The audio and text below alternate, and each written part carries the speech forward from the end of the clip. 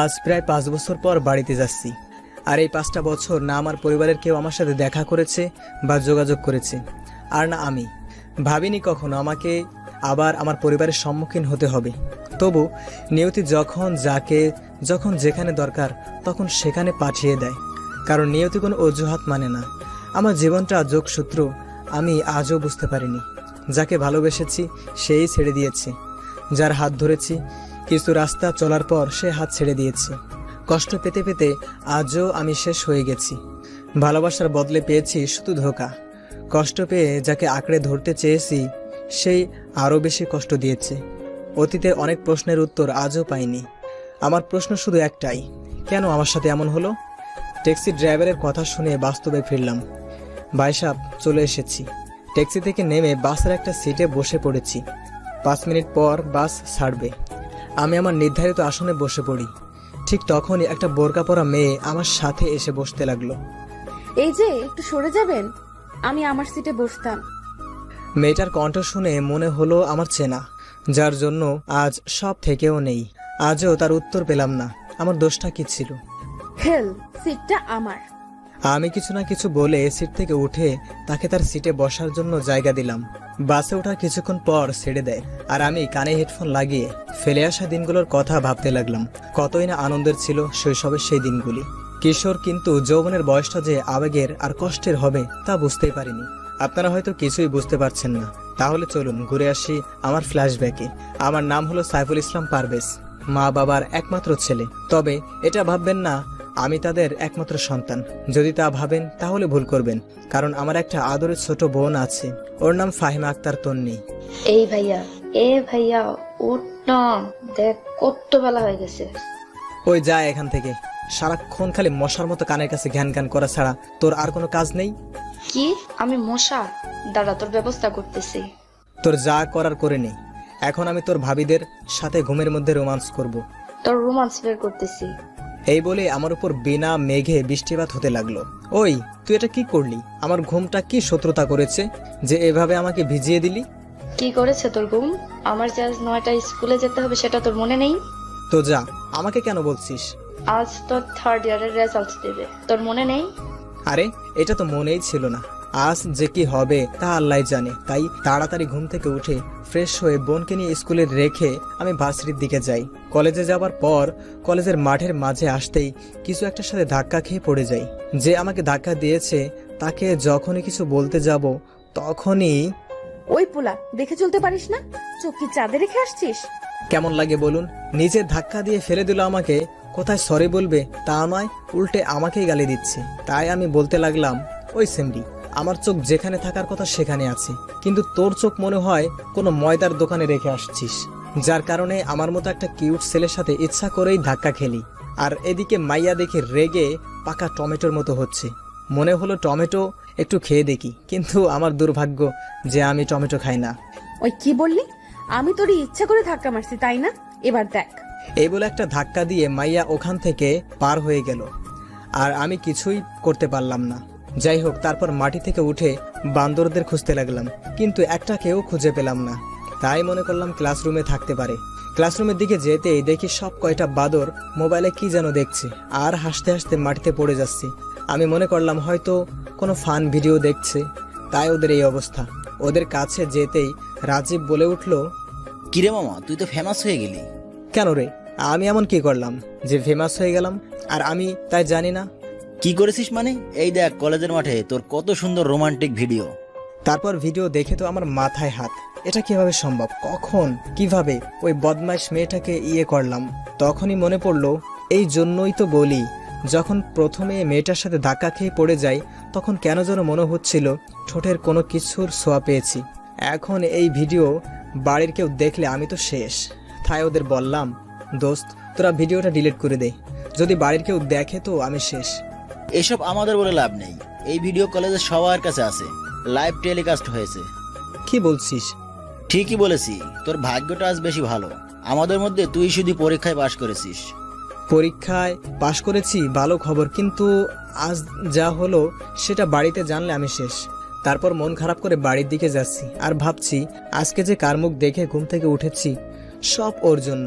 একবার যদি ওকে কাছে পাই তো দেখে নিতাম। যাই হোক, বাড়িতে এসে কলিং বেল বাজানোর কিছুক্ষণ পর আম্মু দরজা খুলে দিল। আমাকে আজ অন্যমনস্ক দেখে বলতে লাগলো, কিরে, আজকে তোর কিছু হয়েছে? না, কিছুই হয় নাই। ঠিক আছে, যা ফ্রেশ হয়ে আয়, খেতে দিচ্ছি। তারপর রুমে গিয়ে ফ্রেশ হয়ে যেই বাথরুমের দরজা খুললাম, তখন বাথরুমের ভিতরের দৃশ্য দেখলাম। তা দেখে একটা চিৎকার দিয়ে ওইখানে জ্ঞান হারিয়ে ফেলি।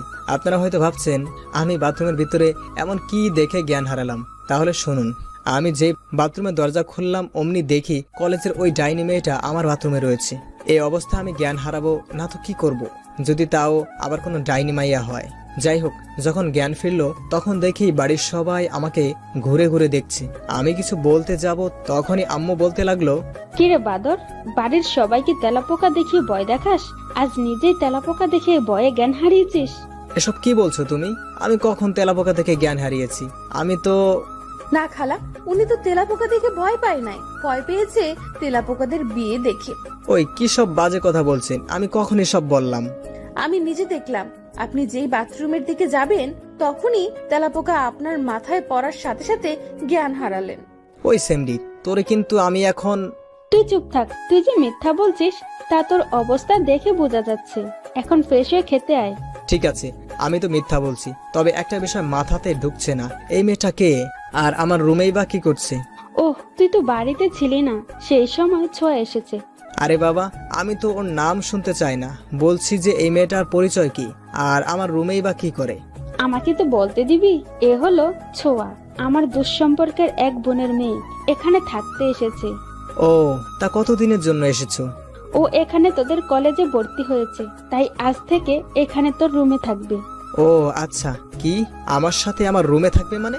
হ্যাঁ, ও এ রুমে থাকবে, কিন্তু তুই যে এ রুমে থাকবি তা কে বললো? আজ থেকে তুই উপরের রুমে থাকবি। এটা কোনো কথা হলো? আমি আমার রুমে না থেকে অন্য রুমে থাকবো? এত বড় অন্যায় কিন্তু সহ্য করবে না। এই মেয়েটা কি আর কোনো বাড়ি পেল না, একেবারে আমার বাড়িতে এসে আমার রুমটায় দখল করলো। তোর কোনো কথাই শুনবো না, এ রুমে আজ থেকে ছোঁয়া থাকবে। এই বলে চলে গেল। আর এদিকে মেয়েটা আমার দিকে তাকিয়ে হাসতেছে। তাই মেয়েটাকে বলতে লাগলাম, এই যে এত দাঁত বের করে হাসবেন না, তা না হলে দাঁতে পোকা ধরবে আর আপনার জামাইকে অন্যজন ভাগিয়ে নিয়ে যাবে। শকুনের বরদোয়ায় গরু মরে না। কি আমি শকুন? আমি শকুন নয়, আপনি শকুন। তা না হলে আমার পিছনে পিছনে আমার বাড়িতে এসে আমার এই সুন্দর রুমটা দখল করতে পারতেন না। যে যাই বলুন, রুমটা খুব পছন্দ হয়েছে। হাই খোদা, তুমি মোরে ঘর সহ উপরে তুলে নাও, যাতে এই ডাইনি মেয়েটা আমার ঘরে না থাকতে পারে। মনে মনে বললাম, এই যে কিছু কি আমাকে বললেন? এটা মেয়েটার কান নাকি, নাও কি অন্য কিছু যে মনের কথা শুনতে পারে নাকি? কই, কিছু বলি নাই তো। তবে এখন বলবো, দেখুন, আমার রুমে থাকবেন ভালো কথা, তবে আমার রুমের কোনো কিছুতে হাত দিবেন না। সেটা পরে দেখা যাবে, কেবল তো রুমে ঢুকেছি, পরেরটা না হয় পরেই দেখা যাবে। দেখ, এসব ফালতু বদমেজাজি মেয়ে। ওই, আপনি এখন জানতো, আপনার ফালতু কথা শোনার টাইম নেই এখন। যাচ্ছি, তবে যেটা বললাম সেটা যেন মনে থাকে। তারপর আমি উপরে রুমে এসে ফ্রেশ হয়ে খেয়ে বাহিরে গেলাম বন্ধুদের সাথে আড্ডা দিতে। ওদের কাছে যেতে রাফি বলতে লাগলো, কিরে, আজ এত তাড়াতাড়ি এখানে কেন? কেন আসতে পারি না? সেটা কখন বললাম? তুই তো এত তাড়াতাড়ি আসিস না, তাই বললাম আর কি। কি করবো রে ভাই, সবই কপাল, বুঝলি? কেন, কিছু হয়েছে? কি হয় নাই সেটা বল। কি হয়েছে সেটা তো বল। তাহলে শোন কি হয়েছে। এরপর ওদের সবকিছু বলতেই ওরা হাসতে শুরু করলো। বলিস কি রে মামু, শেষ পর্যন্ত মেয়েটা তোর খালাতো বোন হলো, প্রথম দিনে তোর রুম দখল করেছে। তাহলে কি বলছি কি, একবার ভাব মেয়েটার সাহস কতটা। আরে ভাই, রাগ করিস না, কেবল তো তোর রুমটা দখল করেছে, দুদিন পর দেখবি মনের ভিতর যে ঘরটা আছে সেটাও দখল করবে। মানে কি বলছিস? আমি তো কিছুই বুঝতেছি না। আরে মামা, রাফি যেটা বললো তার মানে হলো যে দেখবি মেয়েটা আর তুই, তোরা দুজনে তলে তলে প্রেম সাগরে পানি খাবি। No chance. যদি পারিস তোরা ওই মেয়ের প্রেমে পড়। আমি ওই মেয়ের প্রেমে পড়লে অকালে আমার ভবিষ্যৎ মেয়ের মাকে বিধবা করতে পারবো না। দেখিস পরে নিজের কথা থেকে পোল্টি খাস না যেন। সেটা সম্ভব নয়, বুঝলি? এখনো সব কথা রাখ, আর এটা বল তোদের খবর কি। তারপর ওদের সাথে আড্ডা দিয়ে রাত 9টার দিকে বাড়িতে আসি। বাড়িতে আসতেই আম্মু বলতে লাগলো,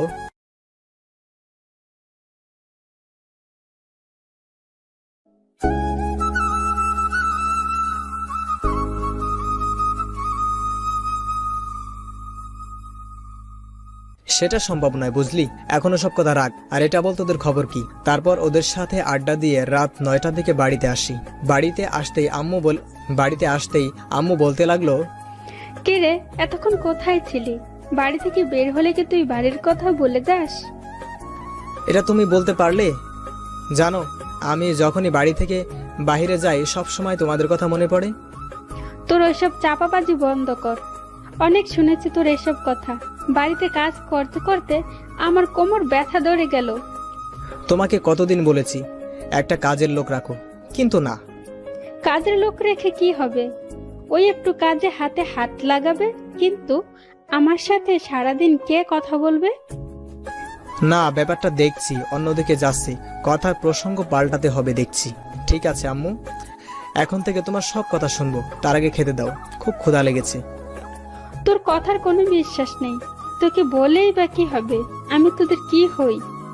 যা ফ্রেশ হয়ে আয়, আমি খাবার বাড়ছি। তারপর আমি ফ্রেশ হয়ে খেতে বসতেই আম্মু বলতে লাগলো, শোন বাবা, কাল থেকে তুই ছোঁয়াকে শাদি করে তোদের কলেজে নিয়ে যাবি, নিয়ে আসবি। কথা শুনতেই ভাত আমার গলায় আটকে গেল। কোনো রকমে পানি খেয়ে আমি বলতে লাগলাম, তুমি তো জানো আমি আমার বন্ধুদের সাথে যাই, সেখানে ওনাকে মানে ওকে আমি কি করে নিয়ে যাব? কি আর করব? এক বালতির রাগ নিয়ে রুমে এসে ঘুমিয়ে পড়লাম। পরের দিন ঘুম ভাঙলো একটা দুঃস্বপ্ন দেখে। স্বপ্নে দেখি ছোঁয়া আমাকে নদীর পানিতে উঠাচ্ছে আর চুবাচ্ছে, আর যার ফলে আমি শ্বাস নিতে পারছি না। যখন ঘুম ভাঙলো দেখি সত্যি আমি পানিতে পুরোপুরি ভিজে আছি, আর আমাকে পানিতে ভিজিয়ে সোয়া হাসতে শুরু করেছে। আমি রাগী লোক নিয়ে সোয়ার দিকে তাকিয়ে বললাম, ওই আপনি আমাকে এভাবে ভিজিয়ে দিলেন কেন? ভিজে দিলাম কেন মানে? আমি আপনাকে ডাকতে আসলাম, কিন্তু আপনি ঘুমের মধ্যে আমাকে জড়িয়ে ধরেছিলেন, তাই আপনাকে পানিতে ভিজিয়ে দিয়েছি। কি? আপনাকে আমি ঘুমের মধ্যে জড়িয়ে ধরেছি? এত বড় মিথ্যা কথা! কি আমি মিথ্যা কথা বলছি? অবশ্য বলবেন না কেন, আপনার যে স্বভাব। ওই আপনাকে কে আমার ঘুম থেকে তুলতে বলছে? যত সব ফালতু মেয়ে কোথাকার। সাত সকালে আমার ঘুমটা ভেঙে দিল। জানতো এখান থেকে। ওই মিয়া, আপনার সাহস তো কম নয়, আমাকে জান বলে রাখছেন। আরে খালাম্মা, আমি আপনারা চলে যেতে বললাম, আর আপনি তার উল্টোটা ভাবছেন। ঠিক আছে ঠিক আছে, তাড়াতাড়ি আসুন, আমাকে আবার কলেজে যেতে হবে। এই বলে ছোঁয়া চলে যায়।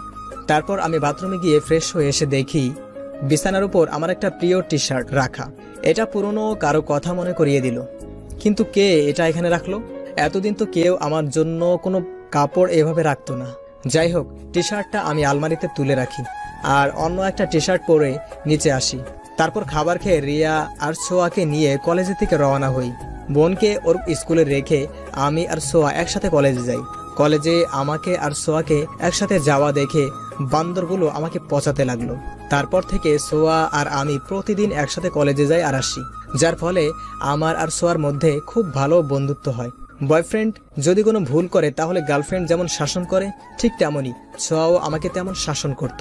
যদি কোনো মেয়ের সাথে আমাকে দেখতো তাহলেও আমাদের এমন ব্যবহার দেখলে যে কেউ মনে করে আমরা একে অপরকে ভালোবাসি, কিন্তু আমরা দুজন তো এটা জানি যে আমরা শুধু খুব ভালো ফ্রেন্ড। একদিন ছোঁয়া আর আমি কলেজ থেকে বাড়ি যাচ্ছিলাম, তখনই কে যেন আমার নাম ধরে ডাকছে।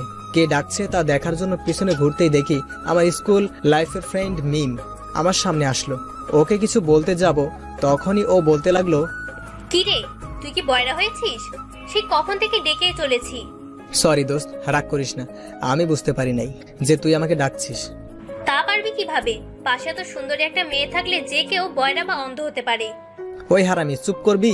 একে তো অনেক বছর পর দেখা হলো, কোথায় একটু মিষ্টি মিষ্টি করে কথা বলবি, তা নয় রাগ দেখাচ্ছে। ওই, আমি রাগ দেখাচ্ছি নাকি? না না, রাগলে তোকে আমার বউ বউ লাগে, তুই রাখতেই পারিস। শালা হারামি, আমি তোর বউ? দেখ এবার তোর কি করি। আর এদিকে আমি সোয়ার দিকে তাকিয়ে দেখি রাগে ওর চোখ লাল হয়ে আছে। পরিস্থিতি সামলে নিতে আমি মিমের কাছে হার মেনে নেই। লাগছে দোস্ত, আর মারিস না। যদি আমাকে মারিস তাহলে আমি আর আমার ভবিষ্যৎ বউকে দেখতে পারবো না। যা, তোকে আজকের মতো ছেড়ে দিলাম। এবার বল কেমন আছিস?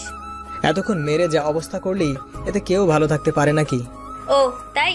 আমার মারের কারণে যখন ভালো নেই তখন তোকে আবার ভালো করব। এই বলে মিম আমার দিকে আসতে লাগলো। কিরে, তুই আমার দিকে তোর ওই গুন্ডি লুক নিয়ে আসছিস কেন? একটা কথা তো জানিস, বিষ দ্বারাই বিষকে নষ্ট করতে হয়, তাই। থাক, আমি বুঝতে পারছি তুই কি করতে চাচ্ছিস। আমি তো এমনিতেই মজা করে বললাম। আর হ্যাঁ, আমি খুব ভালো আছি। আর আমিও তোর সাথে মজা করলাম। তা এখন তুই কোথায় পড়ছিস? ওয়ানার্স লাস্ট ইয়ারে পড়ছি। তা হঠাৎ এখানে তুই? আমি তো শুনেছিলাম তুই দেশের বাইরে গেছিলি। হ্যাঁ, তা গেছিলাম, কাল রাতে দেশে ফিরেছি। ও, খুব ভালো করেছিস। তবে একটা কথা, তোকে দেখে কেউ মনে করবে না তুই বিদেশে ছিলি। কেন? আমি বিদেশে ছিলাম তা কেন মনে করবে না? না মানে তুই আগেও যেমন ছিলি আর এখনো তেমনই। দেখ, বিদেশে পড়েছি বলে কি নিজের দেশের ঐতিহ্যকে ভুলে যাব? আর সেখানে ওদের দেশের ঐতিহ্যকে নিজের করে নেব কেন? আচ্ছা, তোর ভাষণ বন্ধ কর। তারপর মিমের সাথে আরো অনেক কথা বলে বাড়িতে চলে আসি। কিন্তু আসার পথে ছোঁয়া আজকে একটা কথাও বলে নাই। বাড়িতে আসার পরেও আমার সাথে কোনো কথাও বলে নাই।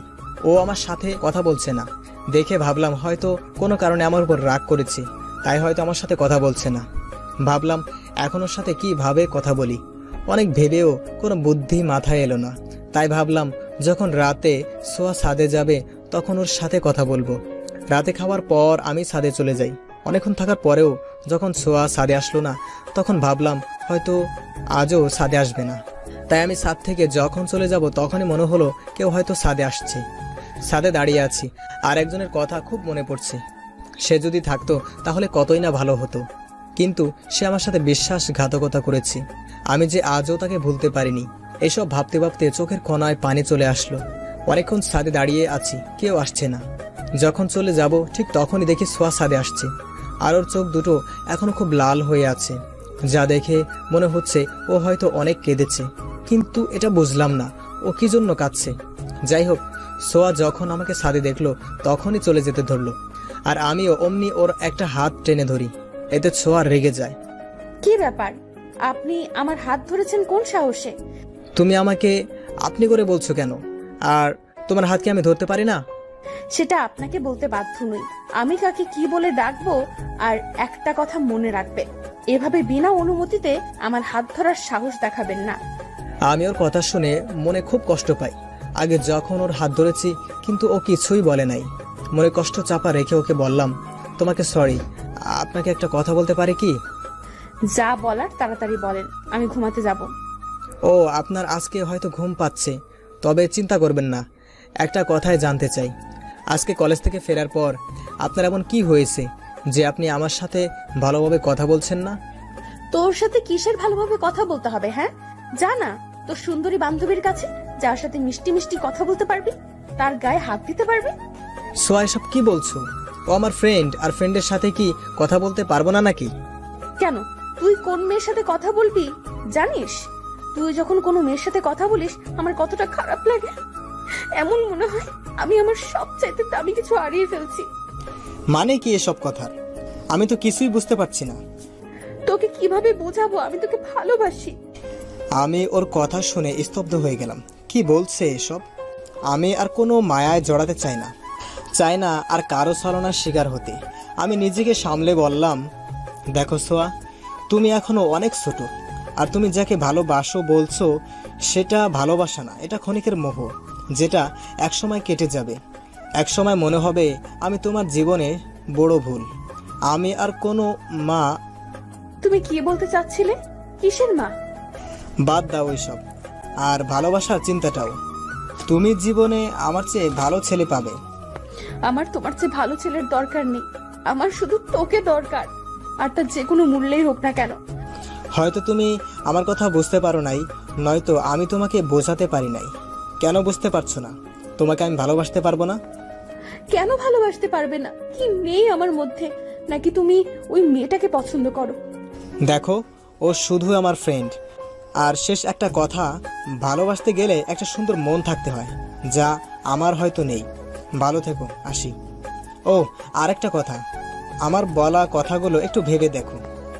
এই বলে যখন চলে আসবো তখনই সোয়া বলে উঠলো, এটাই যদি তোমার শেষ কথা হয় তাহলে আমারও একটা শেষ কথা শুনে রাখো। এই জীবনে যদি আমি তোমাকে না পাই তাহলে আমি কি করব সেটা তুমি ভাবতেও পারছো না। আমি ওর কথা শুনে থেমে গেলাম। কি বলতে বা করতে চাচ্ছে ও? তুমি ঠিক কি বলতে চাচ্ছ? বলতে চাচ্ছি না, করতে যাচ্ছি। এই বলে সোয়া ছাদের পিলারের উপর দাঁড়িয়ে যেই লাফ দিতে যাবে আমি দৌড়ে গিয়ে ওকে নিচে নামিয়ে আনি। ওকে ঠাস করে একটা চড় দিয়ে বলতে লাগলাম, তুমি কি পাগল হয়ে গেছো? হ্যাঁ, আমি পাগল হয়ে গেছি। যদি না রাজি হও তো। ঠিক আছে ঠিক আছে, তোমাকে আর কিচ্ছু করতে হবে না, আমাকে আজকের রাতটা ভাবতে দাও।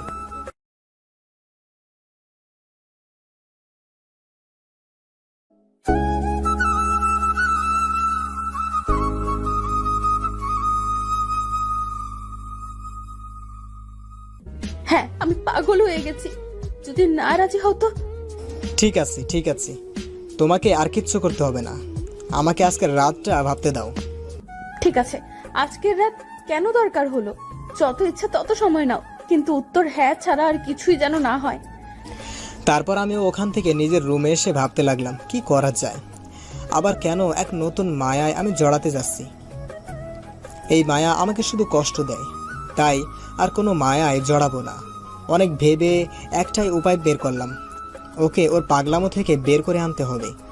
সোয়ার প্রস্তাবে রাজি হতে হবে, আর ততক্ষণ পর্যন্ত ভালোবাসার নাটক করতে হবে যতক্ষণ পর্যন্ত সোয়া ওর মোহ থেকে বের হয়ে না আসে। পরের দিন আমি ঘুম থেকে উঠে ফ্রেশ হয়ে খাবার টেবিলে গিয়ে দেখি সোয়া আর রিয়া খেতে বসেছে, তবে কেউ কোনো কথা বলছে না। কিরে বুড়ি, আজকে কি খাবার? দেখতেই তো পাচ্ছিস কি খাচ্ছে। তা তো দেখতেই পাচ্ছি, এমনিতেই শুনতে চাইলাম। আর তুমি রাগ দেখাচ্ছিস কেন? এখানে কে কার উপর রাগ দেখাচ্ছে? কেউ না আম্মু। তা আজকে আব্বুকে দেখছি না তো খাবার টেবিলে।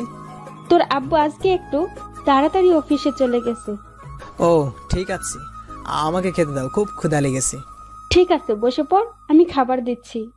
তারপর খাবার খেয়ে ওদের দুজনকে নিয়ে বের হলাম, কিন্তু আজকে কেউ কোনো কথা বলছে না। অন্যদিন হলে ওদের দুজনের কথা শুনতে শুনতে কান ব্যথা শুরু করতো। তাই আজকে আমি ওদেরকে বললাম, কিরে তোরা আজকে দুজনে মুখে কি তালা মেরে রেখেছিস নাকি? কই না তো, তোর কেন এমন মনে হলো? এমনিই বললাম আর কি, অন্যদিন তো তোদের থামানো যেত না। কিছু না, এমনিতেই। ও আচ্ছা। তারপর বোনকে ওর স্কুলে দিয়ে আমি আর সোয়া একসাথে হেঁটে কলেজের দিকে যাচ্ছি। তখনই সোয়া বলে উঠলো, তা কি সিদ্ধান্ত নিলে তুমি? অনেক ভেবে দেখলাম, তোমার প্রস্তাবে রাজি হয়ে যাই, তবে আমি তোমাকে একটা কথা বলি। তুমি আমার কথায় রাজি আছো? এটাই অনেক আমার কাছে। কি জানতে চাও বলো। কখনো আমাকে ছেড়ে যাবে না তো? যতদিন বেঁচে থাকবো আমি শুধু তোমারই থাকবো। মৃত্যু আমাকে তোমার কাছ থেকে আলাদা করতে, ততক্ষণ পর্যন্ত আমি তোমাকে ছাড়া অন্য কাউকে ভালোবাসবো না, আর না বিয়ে করব। সত্যি তো? কখনো আমাকে ছেড়ে যাবে না? হ্যাঁ, একসাথে 3 সত্যি। তবে আজ থেকে তোমাকে আমার সব কথা মেনে চলতে হবে। বোন তুই আমাকে মাফ করে দে। যদি জাতি জানতে পারে যে মুই থুকু আমি একটা মেয়ের কথা শুনে বা মেনে চলি, তাহলে সকলে মিলে আমাকে বাংলাদেশ থেকে বের করে দিবে। ওই কি বললি? আমি তোর বোন? হ্যাঁ তো, তুমি তো আমার খালাতো বোন। উফ, বোনটোন আমি অনেক আগে ছিলাম, এখন আমি তোর বউ, বুঝলি? আমি কখন বিয়ে করলাম? আমারই তো মনে নেই। কেন, আমি এখন তোর হবু বউ তো। তাই এখন একটু দয়া করে চুপ করে থাক, আর আমার কথাগুলো ভালোভাবে শুনতে থাক। তারপর না হয় ভেবে দেখ। আর শোন আমার কথাগুলো, আজ থেকে সিগারেট খাওয়া বন্ধ। তোর ওই বান্দর বন্ধুগুলোর সাথে বেশি মিশতে পারবি না, রাস্তায় কোনো মেয়ের দিকে তাকাতে পারবি না, 5 ওয়াক্ত নামাজ পড়তে হবে। আর হ্যাঁ, আমি যখন রাগ অভিমান করব তখন তোকে তা ভাঙাতে হবে। কিভাবে তা কি করবি আমি জানি না, ইত্যাদি। কথাগুলো মনে থাকবে তো? ওই কি হলো, চুপ করে আছিস? কিছু বলছিস না কেন?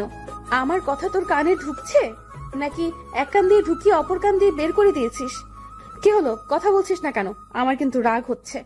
তুমি তো আমাকে চুপ করে থাকতে বললে। হায় খোদা, এ আমি কাকে ভালোবাসি? আমি চুপ করতে বলেছি বলে উনি চুপ করে আছেন। কাকে আবার? তুমি আমাকে ভালোবাসো? তোকে ভালোবাসাটাই আমার সবচাইতে বড় ভুল হয়েছে।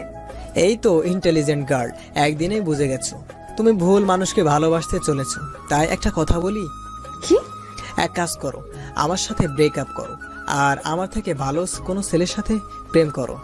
না না না না না, এটা হচ্ছে না সোনা। অনেক কষ্টে তোমাকে আমি রাজি করেছি। এখন যদি তোমাকে আমি ছেড়ে দিই, তাহলে সারা জীবন আমি কাকে জ্বালিয়ে খাবো? কাকে আবার? তোমার বরকে জ্বালাবে। ও তাই নাকি? হ্যাঁ। তাহলে অল্প একটু আগে কে যেন বললো ব্রেকআপের কথা?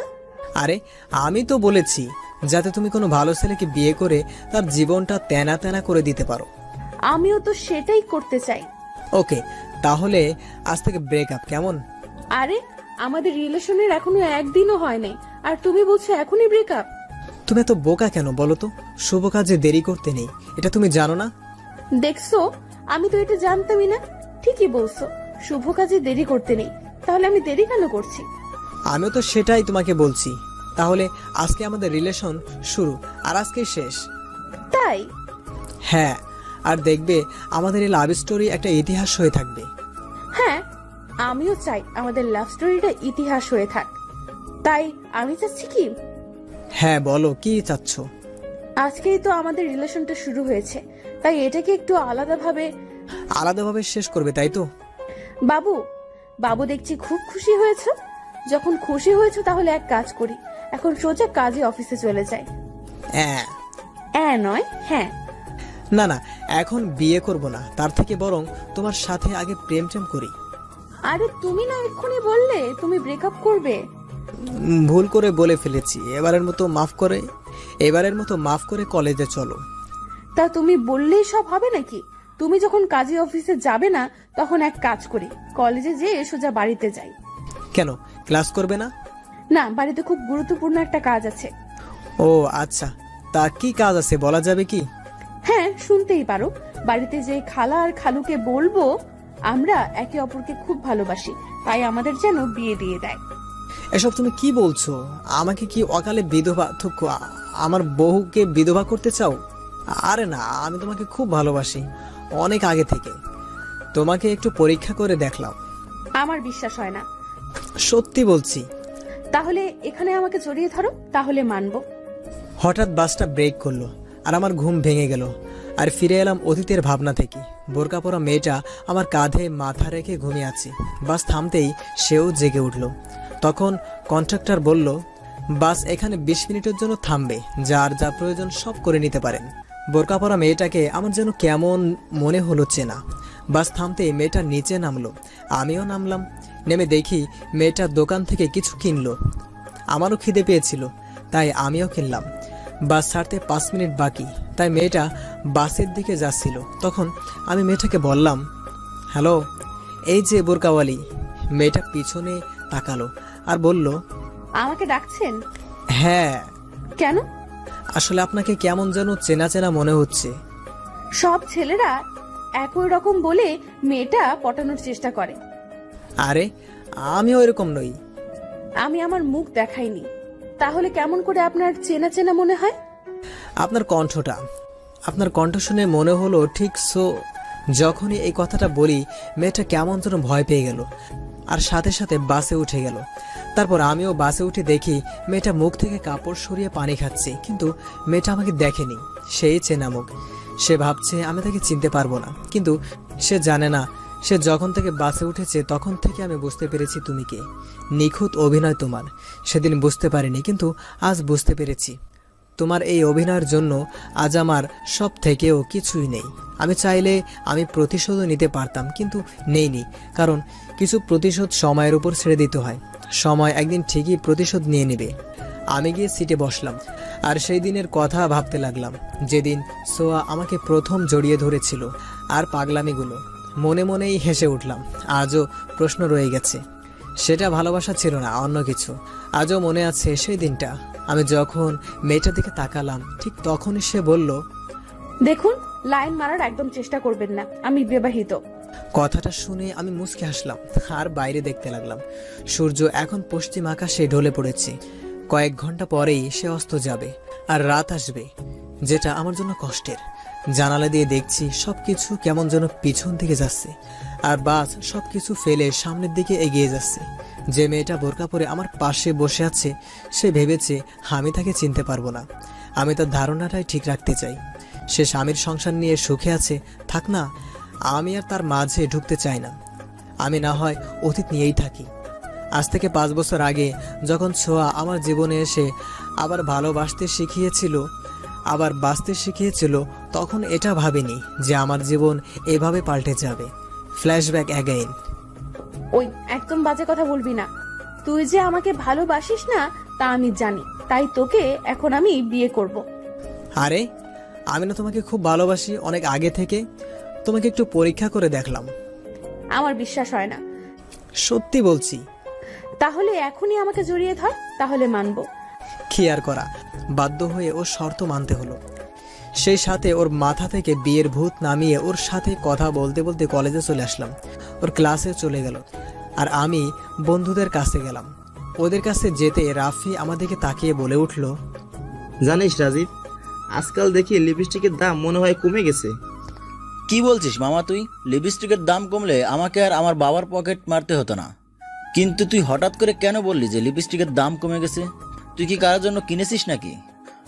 ওই তোরা লিপস্টিক নিয়ে গবেষণা করছিস নাকি? আমি তো তোদের কথা কিছুই বুঝতে পারছি না। আরে শালা লিপস্টিকের কাছে কেন, মেয়েদের কাছে গেলেও তো লাগতে পারে ফ্রিতে। আরে ভাই, আমি কেন কিনতে যাব? দেখছিস না, যারা লিপস্টিক নামক বস্তুর আশেপাশেও যায় না, তার শার্টও এখন লিপস্টিক লেগে থাকে। হ্যাঁ, আমিও তো কিছুই বুঝতেছি না। আমি তো রাফির কথা তাল মেলাচ্ছি শুধু। শালা তুই অন্ধ নাকি? দেখতে পাচ্ছিস না, আমাদের পিওর সিঙ্গল বাই পারভেজের শার্টে কত সুন্দর করে ঠোঁটের লিপস্টিকের মার্ক রয়েছে। আরে শালা আমি তো আগে দেখি না এটা। তুই দেখবি কি করে? তুই তো কানা। এসব দেখতে গেলে ফরমালিন যুক্ত চোখ থাকতে হয় এর কানা, যা সবার থাকে না। হ্যাঁ, আমি তো ভুলেই গেছিলাম, তোর চোখ আর সাধারণ চোখ নয়, একবারে খাঁটি লুচ্চার চোখ। ওই বেটা, আমাকে লুচ্চা বলবি না। আমার মতো একটা ভালো ছেলে আমাদের কলেজে কেন, এই দেশেও আর একটা খুঁজে পাবে না। ওই তোরা দুই মানিক জোড়ি খুব ভালো, একমাত্র আমি লুচ্চা। তাও একটু চুপ করে থাক না ভাই, আর আমাকে একটু ভাবতে দে, এই দাগ কোথায় থেকে লাগলো। খুব সহজে আমি বলে দিতে পারি কোথায় থেকে লেগেছে। ও তাই নাকি?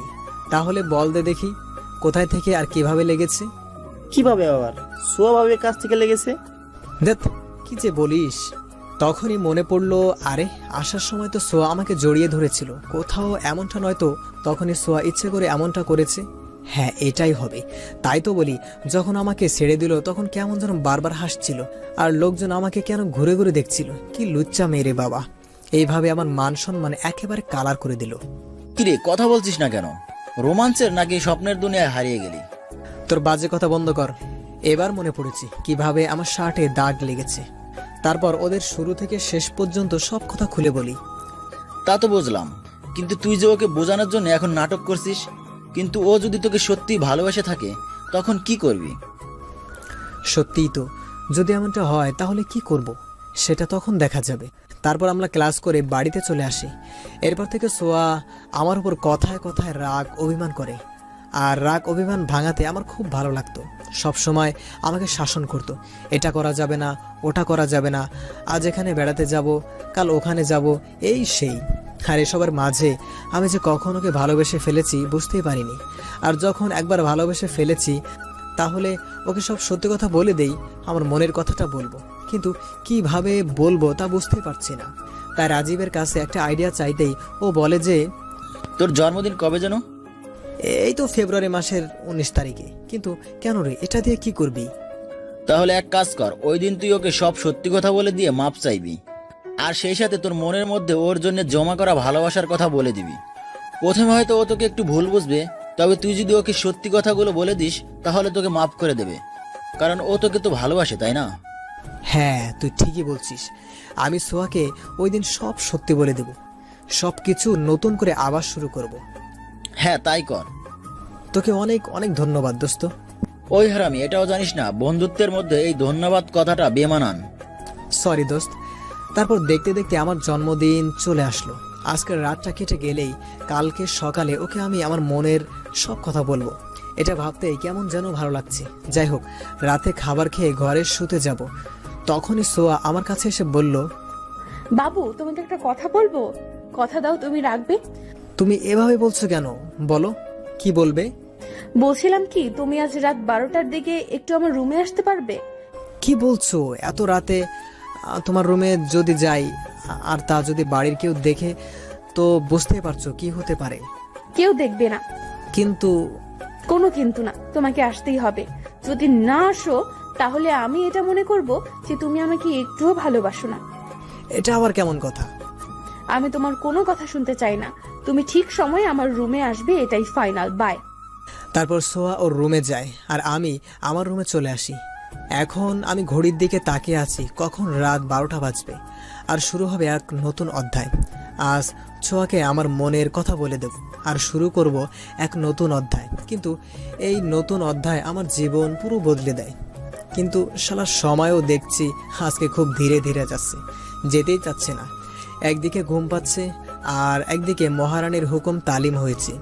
অবশেষে আমার প্রতীক্ষার অবসান ঘটল। ঘড়িতে তাকিয়ে দেখি রাত 12টা বাজতে আরও 5 মিনিট বাকি। তাই নিজের রুম থেকে বের হয়ে খুব সাবধানে সোয়ার রুমের কাছে আসি। ওর রুমে ঢোকার আগে দেখে নিলাম কেউ আবার আমাকে যেন না দেখে, তাহলে আমার এই রাত 12টা আমার 12টা বাজিয়ে দিবে। তারপর ওর রুমে ঢুকতেই সোয়া আমাকে পেছন থেকে জড়িয়ে ধরে। প্রথম একটু ভয় পেলেও পরে নিজেকে সামলে নিয়ে বলি, কি করছো? কেউ এভাবে দেখলে আমাদের দুজনের খুব সমস্যা হবে তো। কেউ দেখতে পারবে না, আমি দরজা লাগিয়ে দিয়েছি। ঠিক আছে ঠিক আছে, এবার বলো কি জন্য আমাকে এখানে ডেকেছো? তাড়াতাড়ি বলো, আমার খুব ঘুম পাচ্ছে। তা বলবো, কিন্তু আগে তোমার চোখ বন্ধ করো। চোখ আবার কি জন্য বন্ধ করব? বন্ধ করতে বলেছি, আগে চোখ বন্ধ করো না। তারপর আমি চোখ বন্ধ করি। 1 মিনিট পর এবার চোখ খুলতে পারলাম। আমি চোখ খুলে যেন আকাশ থেকে পড়লাম। এটা আমি কি? নিজেকে সামলে নিয়ে বললাম, এসব কি? তুমি আমার সামনে এসব পড়ে আছো কেন? কেন, তোমার ভালো লাগে নাই? আমি তো আজকে তোমাকে তোমার জন্মদিনের সব থেকে আলাদা 2টা উপহার দিব। একটা এখন দিব আর একটা কাল সকালে দেব, যা তুমি চাইলেও কোনো দিন ভুলতে পারবে না। তুমি যে কি বলো না, কিছুই বুঝতে পারি না। বুঝতে পারছো না? ঠিক আছে, বোঝাচ্ছি। এই বলে সোয়া আমাকে বিছানায় ধাক্কা দিয়ে ফেলে দেয়। আর বাকিটা ইতিহাস। সোয়া, তুমি সত্যিই বলেছিলে, এটা ছিল আমার জীবনের সবচেয়ে বড় উপহার, যা আমার জীবন পুরো পাল্টে দিয়েছে। আর তোমার দ্বিতীয় উপহার। পরের দিন সকালে যখন ঘুম ভাঙলো তখন আমি দেখি বাড়ির সবাই আমার দিকে চোখ লাল করে তাকিয়ে আছে, আর সোয়া শুধু কেঁদেই যাচ্ছে। ওর দিকে তাকিয়ে আমি যেন আকাশ থেকে পড়লাম, কারণ ওর শরীরে অমানসিক অত্যাচারের দাগ লেগে আছে। কিন্তু আমার যতদূর মনে আছে, আমি যখন ওর সাথে রাতে ছিলাম ও তো সম্পূর্ণ ঠিক ছিল। তাহলে আমি সোয়াকে কিছু বলতে যাব, তখনই এসব তুই কি করেছিস? তুমি কি বলছো? আমি আবার কি করেছি ওর সাথে? আর সোয়া, তোমার এই অবস্থা কি করে হলো? উত্তরে সোয়া যা বলল তাতে আমি আকাশ থেকে পড়লাম, কারণ ও বলতে লাগলো যে আমার এই অবস্থার কি মানে আপনি আমাকে বলছেন? রাতে খুব ভালো মানুষের মতো আমাকে ঘুম থেকে তুললেন কিছু না একটা কথা বলবেন বলে, কিন্তু তারপর আপনি সারা রাত জোর করে ছিঁড়ে ছিঁড়ে খেয়েছেন। আমি যাতে কারো কাছে সাহায্য না নিতে পারি সেজন্য আমার মুখটা পর্যন্ত বন্ধ করে দিলেন, আর এখন সাধু সাজছেন। সোয়া, তুমি সব কি বলছো? তুমি তো আমাকে সি, তুই এতটা খারাপ হয়েছিস? তুই কিভাবে এই ফুলের মতো মেয়েটার সাথে এসব করতে পারলি? আব্বু, আমি মানছি যে ওর আর আমার মধ্যে কিছু হয়েছে, তবে সেটা আমি করতে চাই না। সোয়াই তো আমাকে দিয়ে। দেখছিস আপা, তোর এই চরিত্রহীন ছেলে আমার মেয়ের সাথে এসব করে এখন আমার মেয়ের নামে বাজে কথা বলছে। তুই একটু চুপ কর, আমি তো আছি। চুপ করে থেকে কি হবে? আমার মেয়েটার সাথে যা হয়েছে তা কি ঠিক হয়ে যাবে? এখন কোনো ভালো পরিবারে আমি আমার মেয়েকে বিয়ে দিতে পারবো, বা ওকে কেউ বিয়ে করবে? তোর মেয়ের বিয়ে হবে, তা আজকেই। পারভেজ যখন দোষ করেছে তখন ছোঁয়াকে বিয়ে করতে হবে, আর আজীবন ওর সাথে সংসার করবে। তখনই ছোঁয়া বলে, তোমরা আমাকে ওর সাথে বিয়ে দিচ্ছ দাও, কিন্তু আমি ওর সাথে এক ছাদের নিচে থাকতে পারবো না, কারণ ও শুধু আমার জীবন নয়, আরো অনেক মেয়ের জীবন নষ্ট করেছে। এরকম ছেলের সাথে আমি এক বাড়িতে থাকতে পারবো না। এসব তুমি কি বলছো সোয়া? আমি সত্যি কথা বলছি, আর আমি এর প্রমাণ দিতে পারবো। এই দেখো, এই ছবিগুলো। ছবিগুলো দেখে যেন বোবা হয়ে গেলাম, কি বলবো বুঝতেই পারছি না। এগুলো কি? এতগুলো মেয়ের জীবন তুই নষ্ট করেছিস? তুমি বিশ্বাস করো আব্বু, আমি ছবির এই মেয়েগুলোকে চিনি না, আমাকে ফাঁসানো হচ্ছে। কেউ আপনাকে ফাঁসাচ্ছে না, আমি চাইলে ওদেরকে এই বাড়িতে নিয়ে আসতে পারবো। থাক, কাউকে ডাকতে হবে না, আগে বিয়েটা দেই, তারপর বাকি বিচার হবে। তারপর বাড়িতে কাজী ডেকে আমাদের বিয়ে দেওয়া হলো। কাজী চলে যাওয়ার পর আব্বু বলল, তোর রুমে যা যা আছে সবকিছু নিয়ে বাড়ি থেকে বের হয়ে যা। এসব তুমি কি বলছো? আমি বাড়ি থেকে বের হয়ে যাব মানে? হ্যাঁ, বাড়ি থেকে বের হয়ে যাবি, কারণ আমি তোর মুখ দেখতে চাই না। আর একটা কথা মনে রাখ, 6 মাস পর বাড়িতে ডিভোর্স পেপার পাঠিয়ে দিবি। আম্মু, তুমি কিছু বলো। আব্বু এসব কি বলছে? আমার কোনো কথা বলার মুখ তুই রেখেছিস? এক্ষুনি তুই এই বাড়ি থেকে বের হয়ে যাবি। যদি ভুল করেও তুই আমাদেরকে তোর এই পাপিষ্ট মুখ দেখাস, তাহলে তুই আমার মরা মুখ দেখবি, আর তোর আব্বু তোকে ডিভোর্স দিতে যে সময় দিয়েছে তা পাঠানোর একদিনও যেন দেরি না হয়। আম্মুর কথা শেষ হওয়ার আগেই ছোঁয়া বলতে লাগলো, না খালা, ওনাকে আমি ডিভোর্স দিতে পারবো না। এইসব তুই কি বলছিস? যে তোর জীবনটা নষ্ট করলো তার সাথে মিথ্যা সম্পর্কে জড়িয়ে থাকবি?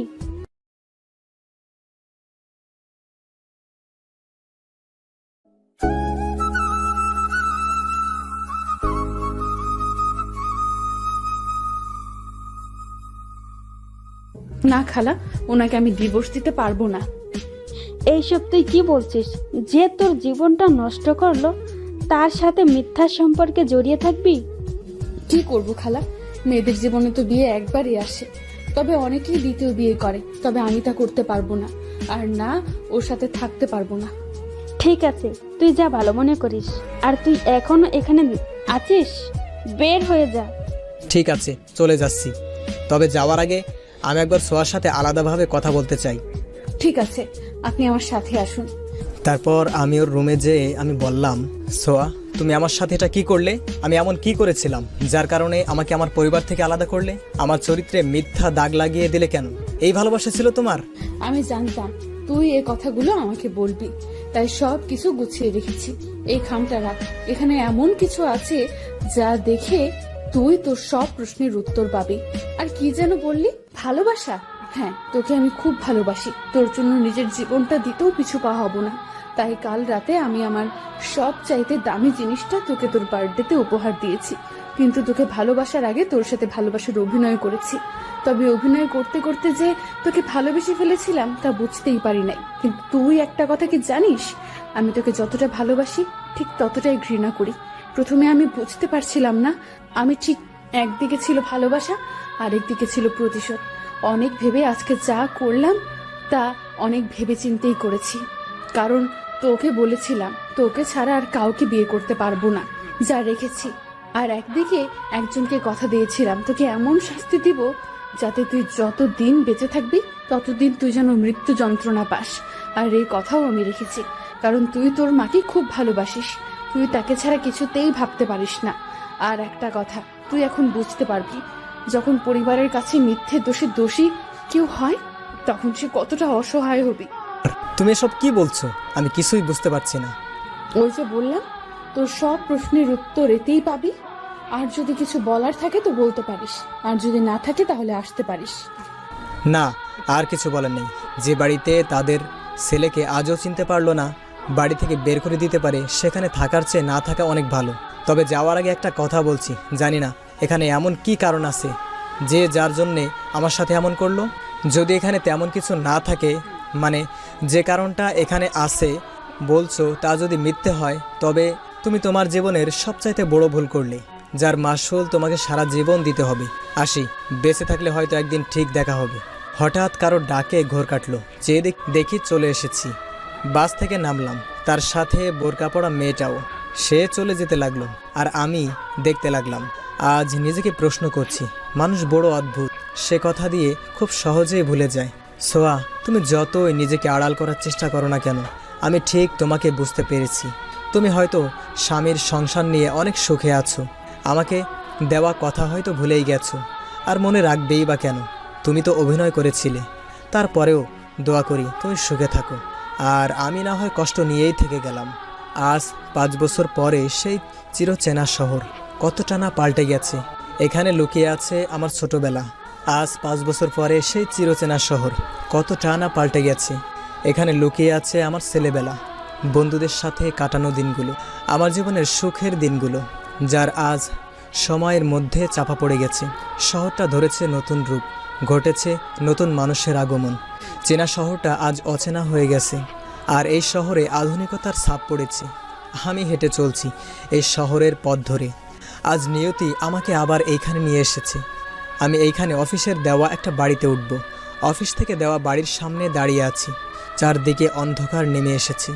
একজন লোক আমার দিকে এগিয়ে এসেছে। অন্ধকারের জন্য মুখটা দেখা যাচ্ছে না। লোকটা আমার পাশে এসে বলল, আপনি কি পারবেশ? লোকটার কণ্ঠটা কেমন যেন চেনা চেনা মনে হলো। আমি বললাম, হ্যাঁ। আমি এখানকার কেয়ারটেকার, স্যার আপনার কথা বলেছিল, আসুন আমার সাথে। আমি লোকটার পিছে পিছে বাড়ির ভিতরে ঢুকলাম। বাড়ির ভিতরে অন্ধকার ছিল, তাই লোকটা সমস্ত লাইট জ্বালিয়ে দিল। যখনই লোকটা আমার দিকে ঘুরেছে সে চমকে গেছে, আর আমিও, কারণ লোকটা আমার বন্ধু রাফি। আমাকে দেখেই জড়িয়ে ধরল। কোথায় ছিলে এতদিন? জানিস তোকে কত খুঁজেছি, একবার আমার কথা মনে হয়নি তোর? কিরে কথা বলছিস না কেন? আগে তোর কথাটা শেষ কর, তারপর তো বলি। চল তোর বাড়ি চল। কার বাড়ি? তোর বাড়ি? আমার কোনো বাড়ি নেই, আর এটাই এখন থেকে আমার বাড়ি। তোর বাড়ি থাকে তুই এখানে থাকবি কেন? চল আমার সাথে, তোকে দেখে তোর বাড়ির লোক কত খুশি হবে জানিস। না আমার কেউ আছে, না আমার কোনো বাড়ি আছে। এখন অভিমান করে আছিস? অভিমান তো কাছের মানুষের উপর করা যায়, আমি কারো উপর অভিমান করে নেই। তুই অনেক বদলে গেছিস। সময় আর পরিস্থিতি সব কিছু বদলে দেয়। আর একটা কথা, আমি এখানে আসি কেউ জানিয়ে জানতে না পারে। তাহলে এখানে কেন এসেছি? অন্য কারোর জন্য। সোয়াকে? না। তাহলে? পরে বলবো, এখন খিদে লেগেছে, আমার জন্য খাবারের ব্যবস্থা কর। আর একটা কথা যেন মনে থাকে, কেউ যেন জানতে না পারে। আচ্ছা। তারপর রাফি চলে গেল খাবার আনতে, আর আমি ফ্রেশ হয়ে নিলাম। আমি আর রাফি একসাথে খাবার খেলাম। রাফি বলল আজ আমার সাথে আড্ডা দিবে। রাতে আমি আর রাফি ছাদে বসে আছি, তখন রাফি বলল, বললি না কার জন্য এসেছিস? এইখানে ফিরে আসার ইচ্ছা আমার কোনো দিনও ছিল না, কিন্তু 6 বছর আগে করা ভুল শুধরানোর জন্য ফিরে আসতে হলো। কিসের ভুল? আর কার সাথে করেছিস? নীলিমা। এই নীলাটা আবার কে? আমার প্রথম ভালোবাসা। প্রথম ভালোবাসা মানে? আমি কিছু বুঝছি না। আমার আর নীলিমার দেখা হয় তখন আমি সবেমাত্র ইন্টারে পড়ছি। তোরা তো জানিস আমি ইন্টার আমার মামার বাড়ি থেকে করেছি।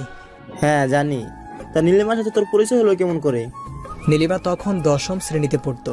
তখন আমাদের কথা হতো না, কিন্তু রোজ দেখা হতো। আমি অনেকবার চেষ্টা করেছি কথা বলতে, কিন্তু পারিনি।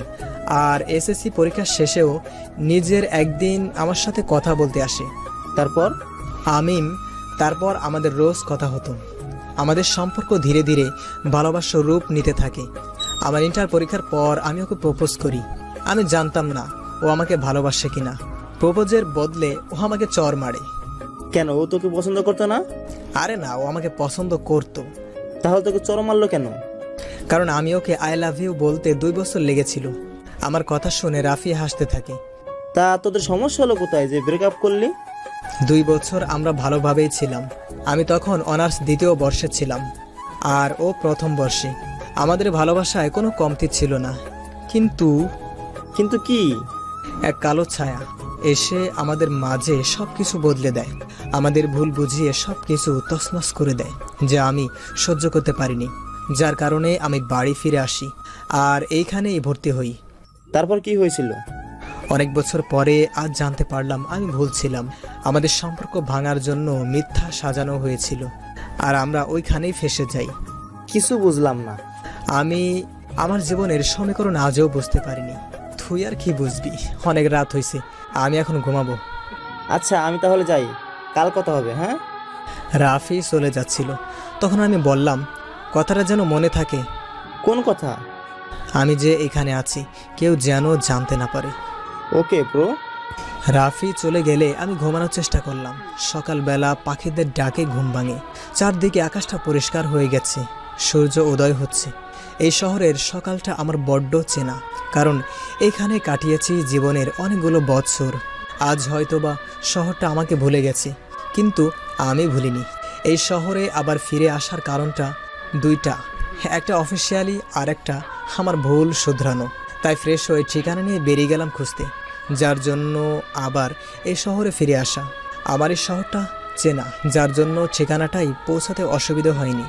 কিন্তু ওই ঠিকানায় যেয়ে দেখি বাড়িতে কেউ নেই। বাড়ির দারোয়ানকে ওদের কথা জিজ্ঞেস করতেই বলল বাড়ির সবাই নাকি ছোটো মেয়ের শ্বশুর বাড়িতে গিয়েছে, তার ননদের বিয়েতে। আমি ওখান থেকে চলে আসি আর ফুটপাত দিয়ে হাঁটছি। তখনই কে যেন পেছন থেকে আমার নাম ধরে ডাক দিল। প্রথমে ভাবলাম হয়তো আমার মনের ভুল, আর আমি যে এখানে ফিরে এসেছি তা কেউ জানে না। তাই ওসবে মন না দিয়ে সামনের দিকে হেঁটেই চলেছি। ওই পারবেশ, দাঁড়া বলছি, ওই পারবেশ, আমি রাজীব, একটু দাঁড়া। আমি রাজীব নামটা শুনেই পিছনে ঘুরে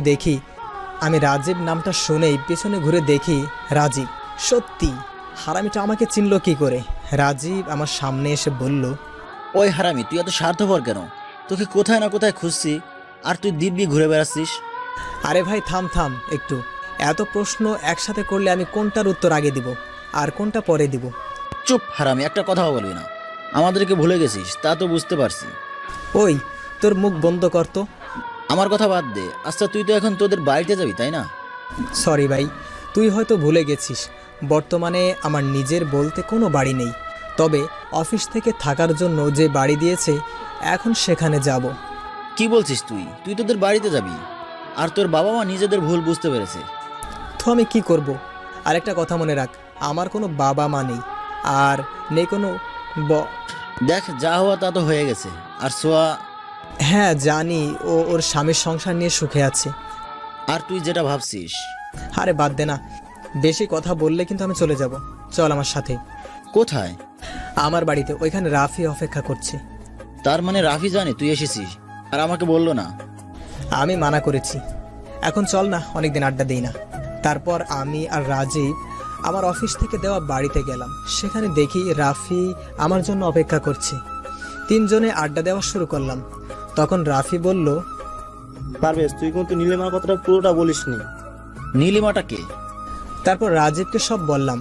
তখন রাজীব বলল, এতদিন তুই কোথায় ছিলি, কি করছিলি? কিছুই তো বললি না তো। জীবন কাকে বলে আমি এইখান থেকে চলে যাওয়ার পর বুঝতে পেরেছি।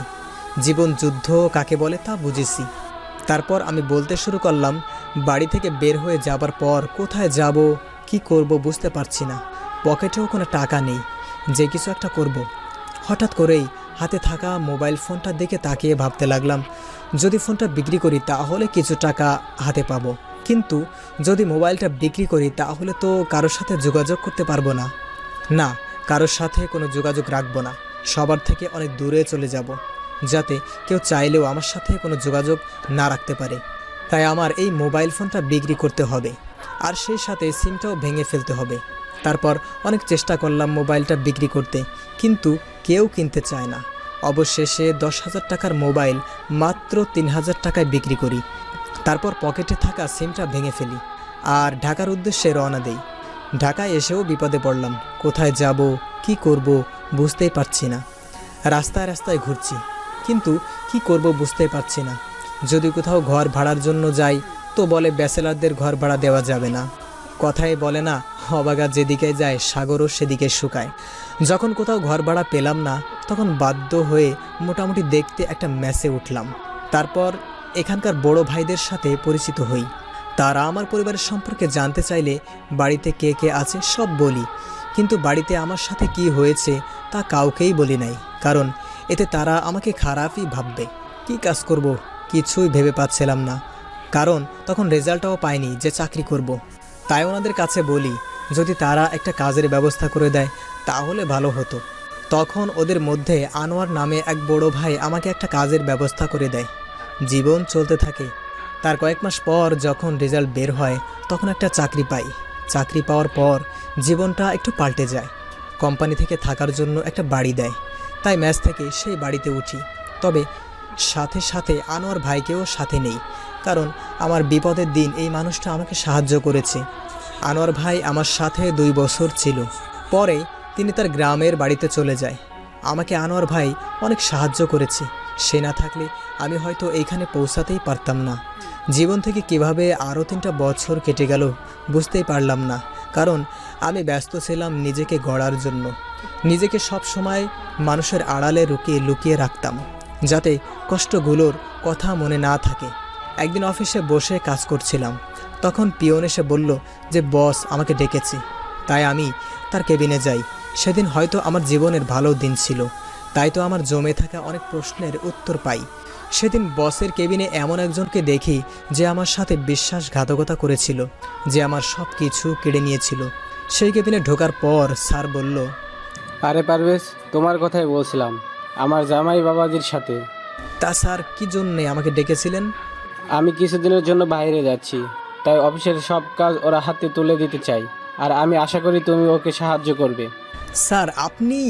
কিছু বলতে যাব তখনই স্যারের জামাই আমার দিকে তাকালে আমি বড় ধরনের শক খাই, কারণ ছেলেটা সুমন ছিল।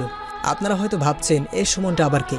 তাহলে শুনুন, এই সুমন এক সময় আমার খুব ভালো বন্ধু ছিল, তাই ওর সাথে আমার সব কথাই শেয়ার করি। কিন্তু ও আমার বন্ধুত্বের মর্যাদা না দিয়ে পিছন থেকে আমার কলিজায় আঘাত করে।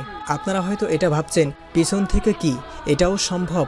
তাহলে আমি বলবো যে আপনার সবচাইতে কাছের মানুষ হবে, আর সে যদি আপনার সাথে চিট করে তখন তার ব্যথা ভুলতে পারবেন না, তখন তার ব্যথা বুঝতে পারবেন। সুমনকে উদ্দেশ্য করে বললাম। একই তুই এখানে? তখন স্যার বলতে লাগলো, পারভেজ, তোমার সাহস কি করে হলো আমাকে তুই করে বলার? সরি স্যার, আপনাকে কথাটা বলি নাই। আমি আসলে আমাকে থামিয়ে দিয়ে সুমন বলে উঠল, বাবা, পারভেজ আপনাকে কথাটা বলে নাই, আমাকে বলছে। ও তাহলে সুমন, তোমরা কি আগে থেকে একে অপরকে চিনতে? হ্যাঁ, অনেক আগে থেকে, কারণ আমরা দুইজন খুব ভালো বন্ধু। ওকে থামিয়ে আমি বললাম, সরি মিস্টার সুমন, আমি আপনাকে আমার জীবনে এই প্রথম দেখলাম, আর বন্ধুত্ব তো আর অনেক পরের কথা। আর স্যার, আমি আপনার কাছে প্রথমেই মাপ চেয়ে নিচ্ছি, কারণ আমি আপনার কথা রাখতে পারবো না। তুমি কি বলছো? তুমি আমার কথা রাখতে পারবে? তুমি তো কখনো আমার কোনো কথার অমাত বা না করো নাই। তাহলে যেখানে আজকে তোমার প্রয়োজন সেখানে তুমি আমার কথার অবহেলা করছো? স্যার, আপনি আগে আমার কথাটা তো একটু শুনুন। আমার কিছুদিনের জন্য ছুটি লাগতো। কিছুদিন থেকে নিজেকে খুব একা একা মনে হচ্ছে, আর কাজেও মন লাগছে না। মন খারাপ, কাজে মন লাগছে না, এসব কিছু আজও সত্যি, নাকি তুই আমাকে দেখে এসব অজুহাত দিয়ে এখান থেকে পালাচ্ছিস? সরি স্যার, আপনাকে দেখে পালাবো কেন? আমি চোর ডাকাত নাকি কোনো খুনি যে আপনাকে দেখে পালাবো? আর আমি পালাতে শিখিনি। তোর এই স্বভাবটা এখনো বদলালো না। যাই হোক, তুই কি আজও আমাকে মাফ করতে পারিস নাই? সরি, আপনি হয়তো এটা জানেন না যে কোনো অপরিচিত মানুষকে বিনা কারণে ক্ষমা তাকে কিছু বলতে পারে না। আর এটা একটা অফিস, অযথা এসব কথা না বলাই ভালো, নয় কি? তোমরা কি বলছো এসব?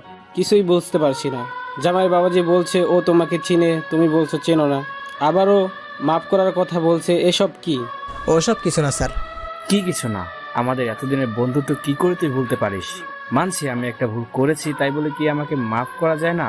যদি মাফ করতে নাই পারিস, তোকে আমাদের পুরনো বন্ধুত্বের কসম, এতদিন পর যখন দেখা হলো, একটু তো ভালো করে কথা বল।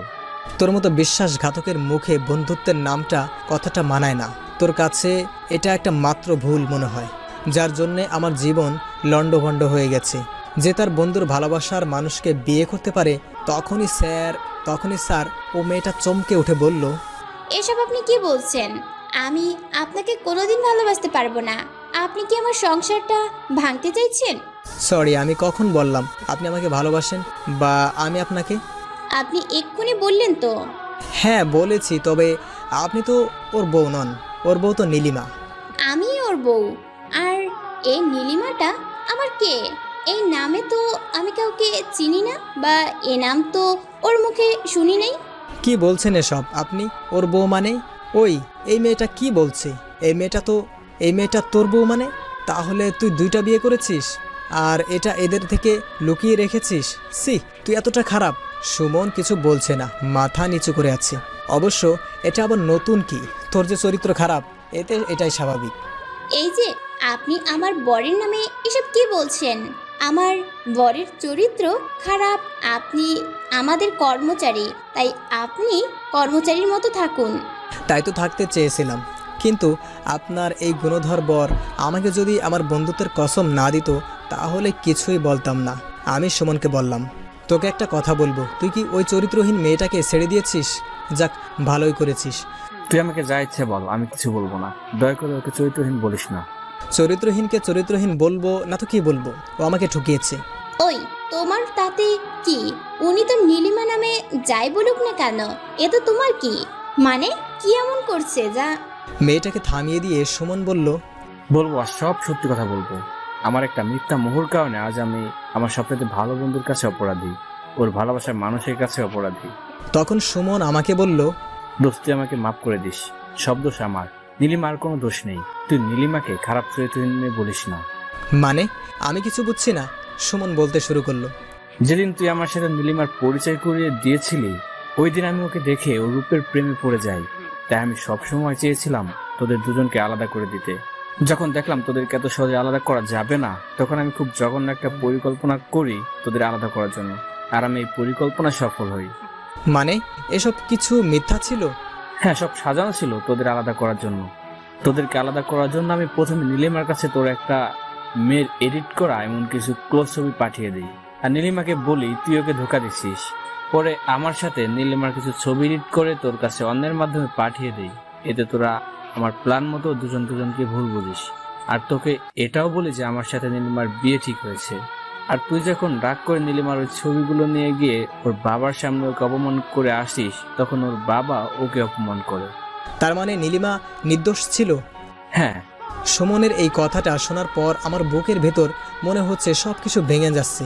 আর মনে হচ্ছে আমি এত বড় ভুল কি করে করলাম? যাকে ভালোবাসতাম তাকে চিনতে পারলাম না, কি করে আমি এত বড় ভুল করলাম? আমি তখন সুমনকে জিজ্ঞাসা করি, নীলিমা এখন কোথায়?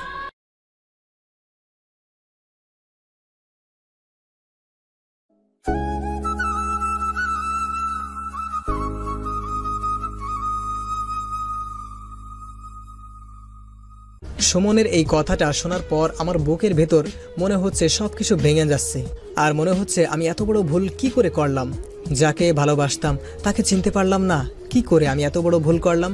আমি তখন সুমনকে জিজ্ঞাসা করি, নীলিমা এখন কোথায়? যেদিন তুই ওদের অপমান করিস তখন নীলিমা এটা মনে করে যে তুই নিজেকে ভালো সাজানোর জন্য ওকে পরিবারের কাছে খারাপ প্রমাণিত করছিস, যাতে তুই অন্য কাউকে তোর জীবনে আনতে পারিস। আর ও এসব মানতে না পেরে। কি হলো বলছিস না কেন? নীলিমা কি করেছিল? তারপর কি হয়েছিল? নীলিমা এসব মানতে না পেরে আত্মহত্যা করেছে। সুমনের এই কথাটা শোনার পর আমার পাটা যেন মনে হয় আটকে গেছে। পুরো পৃথিবী যেন অন্ধকার হয়ে আসছে। আমি কিছুতেই মানতে পারলাম না নীলিমা আর নেই। যাকে আমি এতদিন যে কারণে ঘৃণা করে এসেছি সে আর নেই। সে যে না ফেরার দেশে চলে গেছে। আমার সারা শরীর জ্বলে উঠল। সুমনের জন্য আমি ওকে হারিয়েছি, তাই আমি সুমনকে মারতে শুরু করলাম। তখন সুমন বলল, হ্যাঁ করছিল, কিন্তু তখন সুমনের বউ বলল, ছি, তুমি এতটা নিজ চরিত্রহীন। তোমার স্বার্থের কারণে আজ মেয়েটা মারা গেছে, আর দুইজন প্রেমিক প্রেমিকা একে অপরকে ভুল বুঝে এত দূরে চলে গেছে যে চাইলেও আজ কেউ এক হতে পারবে না। আর আমি সেই তোমাকে নিঃস্বার্থভাবে ভালোবেসে গেছি। আজ তোমার এই মহান গুণ দেখে তো আমার মরে যেতে ইচ্ছে করছে। নিজের উপর ঘৃণা হচ্ছে। আমার সব ফ্রেন্ডদের কাছে তোমার নামে কত ভালো ভালো কথা বলতাম, আর সেই তুমি একটা খুনি বের হলে। আমি কাউকে খুন করিনি। কি বললে? খুন করো নাই? তোমার কারণে আজ একটা মেয়ে আমাদের মাঝে নেই। আর তার থেকেও বড় কথা, তুমি তাদের বিশ্বাস ভালোবাসার সম্পর্কে খুন করেছো। আর তুমি হয়তো এটা জানো না যে আমার কাছে কেউ যদি বিশ্বাস আর ভালোবাসার সম্পর্ক নষ্ট করে সে খুনি থেকে কম কিছু না। আর এখন তো আমার এটা সন্দেহ হচ্ছে। তোমার সাথে আমার বিয়ে হওয়ার পর এমন অনেক কিছুই হয়তো করছো যা আমার এখনো অজানা। আমি মানছি ওদের ভালোবাসার পথে আমি কাটা হয়ে দাঁড়িয়েছিলাম। তখন যা করেছি মিথ্যা আবেগের কারণে, কিন্তু আমি সত্যি তোমাকেই ভালোবাসি। আর নীলিমা আত্মহত্যা করতে গেছিল কিন্তু করতে পারেনি, আর ও এখনো বেঁচে আছে। কিন্তু কি? নীলিমা বেঁচে আছে? আর তুই যে একটু আগে বললি ও মারা গেছে, আবার সেই সাথে কিন্তুও যোগ করেছিস। আমি তো কিছুই বুঝতে পারছি না। হ্যাঁ, ও বেঁচে আছে, কিন্তু বেঁচে থাকা আর মারা যাওয়ার মাঝে কোনো তফাৎ নেই। কারণ ও আজ 6 বছর ধরে কোমায় আছে। ডাক্তার বলেছে ও কোনোদিনও কোমা থেকে বের হতে নাও পারে। আর আমার জানা মতে ডাক্তার যখন ওর শেষ ট্রিটমেন্ট করেছে এরপর হয়তো না, ওর কিচ্ছু হতে পারে না। আমি বেঁচে থাকতে ওর কিছুই হতে পারে না। ওকে ভুল বুঝে ওর সাথে আমি যে অন্যায় করেছি তার ক্ষমা না পাওয়া পর্যন্ত ওর কিছু হতে পারে না। আচ্ছা একটা কথা বলতো, তুই এত কিছু কি করে জানলি যে ওর হাতে বেশি সময় নেই? আমার কারণে যাদের এত কিছু হলো তাদের আমি রাখবো না, এটা হতে পারে না। আর আমি এটাও জানি তোর সাথে কি হয়েছে। তোর সাথে যা হয়েছে খুব খারাপ হয়েছে। আমি জানি তুই এসব করতে পারিস না। ওসব পুরনো কথা বাদ দে, আগে বল নীলিমা কোথায় আছে? হ্যাঁ জানি ওরা কোথায় থাকে, ওরা তো এলাকাতেই থাকে। তুই সত্যি কথা বলছিস তো? হ্যাঁ আমি সত্যি কথাই বলছি। তাহলে আমি আজকেই আমাদের ওখানে যাব। কি বলছো তুমি? চলে গেলে ওকে অফিসের কাজ কে বুঝিয়ে দেবে? আর স্যার আপনি আমাকে মাফ করবেন। আপনার অফিস থেকে এখন ওখানে যাওয়া আমার কাছে সবচাইতে বেশি দরকার। আর দরকার হলে আমি এই চাকরিটা ছেড়েও দিতেও পারি। বাবা, ওকে আটকাবো না। আমার জন্য ওর জীবনের অনেক মূল্যবান কিছু হারিয়েছে, হয়তো আমার জন্যই ওর পরিবারকে হারিয়েছে। কিন্তু কোনো কিন্তু নয়। আপনি আমার একটা কথা রাখবেন, আমাদের যে কোম্পানির শাখাটা ওদের জেলায় আছে সেখানে ও ট্রান্সফার করে দিবেন। ঠিক আছে, তুমি যেটা ভালো মনে করো। হ্যাঁ বাবা, ওই ব্যবস্থাই করো। আর তোমার সাথে আমার কথা আছে, আগে বাড়িতে চলো। আপনি ওকে কিছু বলবেন না, আমি তোকে মাফ করে দিয়েছি। সেটা আপনার ইচ্ছা, তাকে ক্ষমা করবেন কিনা। তবে তুমি মনে রেখো, মেয়েটার যদি কিছু হয় তাহলে তোমার আর আমার সম্পর্ক তখনই শেষ হয়ে যাবে। সুমন কিছু বলছে না, মাথা নিচু করে আছে। তারপর আমি ওই দিনই বাড়ির উদ্দেশ্যে রওনা দেই। আর আমার ফিরে আসার কারণ হলো এটাই। তা না হয় বুঝলাম, তুই ওই ঠিকানায় গিয়েছিলি? গিয়েছিলাম, কিন্তু বাড়িতে কেউ ছিল না। তখন ঘড়ির দিকে তাকিয়ে দেখি অনেক সময় হয়ে গেছে। তখন আমি ওদের বললাম, আরে অনেক সময় হয়ে গেছে, আমার আবার কাজে যেতে হবে। তখন রাজীব বলল, পারভেজ, তোকে একটা কথা বলার ছিল। বল, কি বলবি? তুই কি সত্যি তোর কারো পরিবারের সাথে দেখা করবি না? আর সোয়ার সাথেও দেখা করবি না? সবার জন্য পরিবার হয় না। আমি আর সোয়ার সামনে যেতে চাই না। আমি চাই না আমার জন্য ওর বর্তমানটা খারাপ হোক। বাদ দে না ওই সব। আজ রিয়ার বিয়ে। তুই না বলতিস তুই রিয়ার বিয়ে নিজের হাতে দিবি, রানীর মতো করে সাজাবি? আজ যাবি না? আমি কিচ্ছু বলিনি, চুপ করেছিলাম।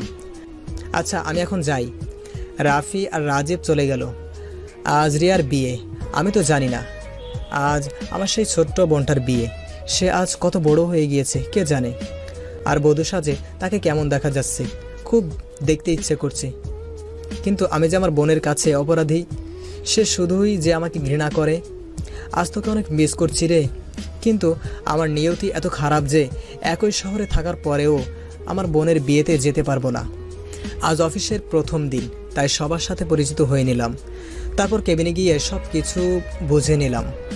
অফিস শেষে বাসায় ফিরছি। অনেক দিন ধরে শহরের অলি গলি দিয়ে হাঁটা হয় না। আগে তো সারাদিন রাত ঘুরে বেরিয়েছি। আজ আগের মতো ঘুরে বেড়াতে ইচ্ছে হচ্ছে। তাই অফিসের গাড়ি পাঠিয়ে দিয়ে হেঁটে বাড়ি ফিরছি। রাস্তায় রাজীবের সাথে দেখা, তাই ওর সাথে কথা বলছি। হঠাৎ আমার চোখ আটকে গেল আর আমি দৌড়াতে শুরু করলাম। আর আমার সাথে রাজীবও। কিরে, পাগল হলি নাকি? এভাবে কেউ দৌড়ায়? কথা বলার এখন সময় নেই। যদি পারিস একটা অটো নিয়ে আয়। কিন্তু কেন, বলবি তো? বললাম না, পরে শুনিস।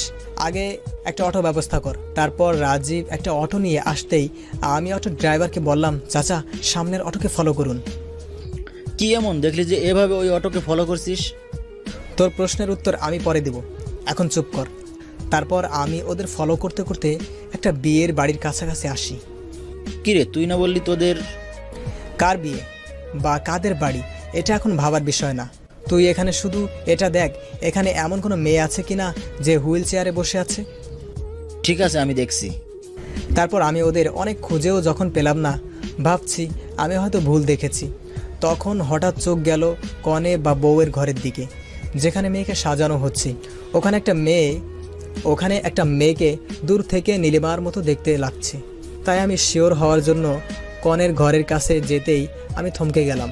কারণ এটা আর কেউ নয়, এটা তো আমার সে জান, যাকে এক সময় না এক সময় নয় এখনও ওকে ভালোবাসি। নীলিমাকে দেখেই আমার পা আটকে গেল। কেমন দেখতে হয়ে গেছে, চোখের নিচে কালি পড়ে গেছে।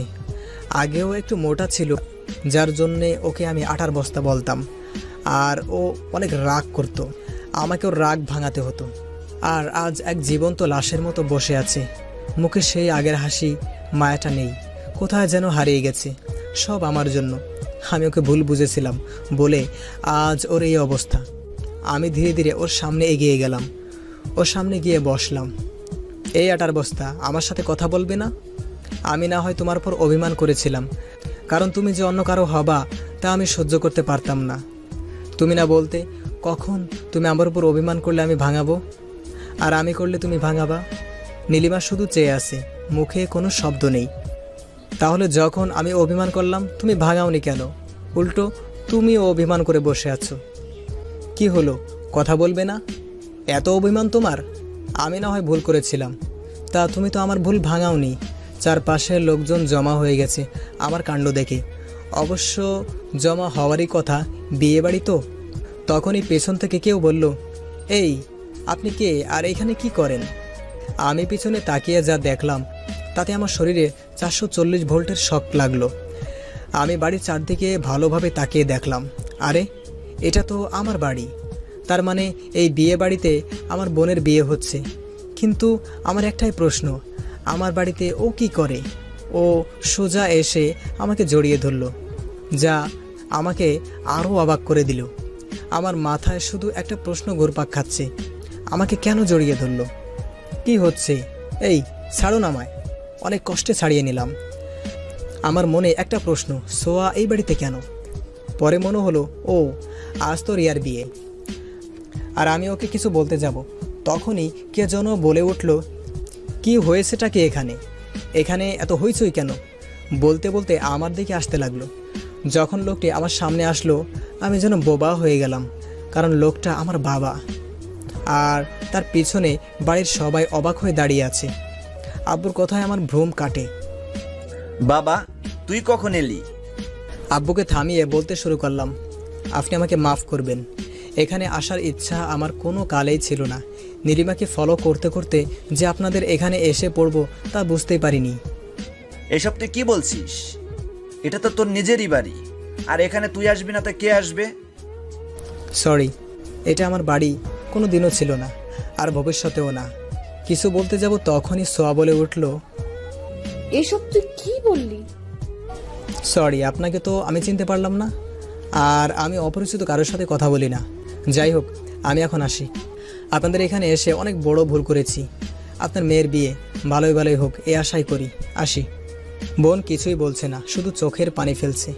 আজ ওকে অনেক সুন্দর দেখাচ্ছে। বধূর সাজে আমার বোনটা একদম পরীর মতো লাগছে। আজ অন্তত আমার একটা ইচ্ছা পূরণ হলো। তারপর আমি যেই ওখান থেকে আসতে ধরলাম তখনই আম্মু বলে উঠল, অনেক বড় হয়েছিস তাই না? আমরা কি তোর কেউ না? আর এই মেয়েটা কেউ না? তুই কি অস্বীকার করতে পারবি ছোঁয়া তোর? থাক, আমি কিছু শুনতে চাই না। যে জন্যে এখানে আসা তা তো এখানে আজ হবার নয়। তবে যার জন্য আসা, থাক ওসব কথা। আমি এখন চলে যাব। আর আশা করি আমার জন্য আপনার মেয়ের বিয়েতে কোনো প্রকার ক্ষতি হবে না। আমি রাজীবকে বললাম চল। তখন রাজীব বলল, পারভেজ, সবকিছু ভুলে মাফ করে দে না সবাইকে। অভিমান তো কাছের মানুষের উপর করা যায়, আর আমি কাকে ক্ষমা করব? কেউ তো অপরাধ করেনি, অপরাধী তো আমি। তুই যাবি কি না? না, আমি একাই যাব। আমি সেখান থেকে সরাসরি বেরিয়ে আসি। তারপর বাড়িতে চলে আসি। রাতে খেয়ে ঘুমিয়ে পড়ি। পরের দিন খুব ভোরে ঘুম থেকে উঠি। তারপর ফ্রেশ হয়ে খাবার খেয়ে নীলিমাদের বাড়ির উদ্দেশ্যে বেরিয়ে পড়ি। আধা ঘন্টা পর আমি নীলিমাদের বাড়িতে পৌঁছাই। ওর বাড়িতে যেয়ে আমি কলিং বেল বাজাতেই কে যেন দরজা খুলে দিল। কে দরজা খুলে দিল তা জানি না, কারণ আমি কলিং বেল বাজিয়েই অন্যদিকে ফিরেছিলাম। কে আপনি? মেলি কণ্ঠে বলে উঠল। আমি যখন পিছন দিকে ফিরে তাকিয়ে দেখলাম আমি অবাক হয়ে গেলাম, কারণ দরজাটা সোয়া খুলে দিয়েছে। ও ওখানে কি করছে? আর ও কিভাবে জানলো যে আমি আজকেই এখানে আসব? তাহলে কি ও কালকেই কিছু একটা বুঝতে পেরেছিল যে আমি এখানে আসব? কথাগুলো আমি মনে মনে ভাবছিলাম। তখনই ছোঁয়া অবাক হয়ে বলে উঠল, তুই এখানে? হ্যাঁ আমি, কিন্তু আপনি এখানে? আমি এখানে কেন মানে? এটা তো আমার বাবার বাড়ি, কিন্তু তুমি এখানে কেন? তাহলে কি আমি ভুল ঠিকানায় আসলাম? কিন্তু তা কি করে হয়? সুমন তো আমাকে এই ঠিকানায় দিয়েছিল। আচ্ছা, এটা নীলিমাদের বাড়ি না? হ্যাঁ, ও আমার বোন হয়। আর তোমাকে তো ওই খামের চিঠিতে আমি বলেইছিলাম। মানে কোন চিঠির কথা বলছেন আপনি? কেন, যেদিন তোমাকে বাড়ি থেকে দিলাম? ও মনে পড়েছে, কিন্তু আমি ওটা খুলেও দেখি নাই। কেন? কারণ আমি এমন কোনো মানুষের কোনো কিছু টাচ করেও দেখি না যার জন্যে আমার কোনো ক্ষতি হয়। যাই হোক, আপনি একটু নীলিমা আর ওর বাবা মাকে, মানে আপনার বাবা মাকে ডেকে দিবেন। তুমি আমাকে আপনি করে কেন বলছো? আমি তো তোমার বিয়ে করাবো। কারণ তুমি করে বলার অধিকার আপনি হারিয়ে ফেলেছেন। আর আপনি কি যেন বলছিলেন, আমার বউ, আর আপনি আমাকে হাসালেন। আপনি হয়তো ভুলে গেছেন আমার সাথে আপনার ডিভোর্স হয়ে গেছে। আর একটা কথা ভালো করে মনে রাখবেন, আমি এখানে এসেছি শুধু একজনকে ফিরিয়ে নিয়ে যেতে। কাকে? সেটা না হয় পরেই জানলেন, আগে আপনার বাবা মাকে ডাক দিন, তারপর বলছি। তারপর সোয়া ওর বাবা মাকে ডেকে নিয়ে আসে। ওনাদের দেখে আমি সালাম দিলাম। ওনরা সালামের উত্তর নিয়ে আমাকে বলল, আরে পারবেশ, তুমি এখানে আসবে আগে থেকে একটু খবর দেবে তো।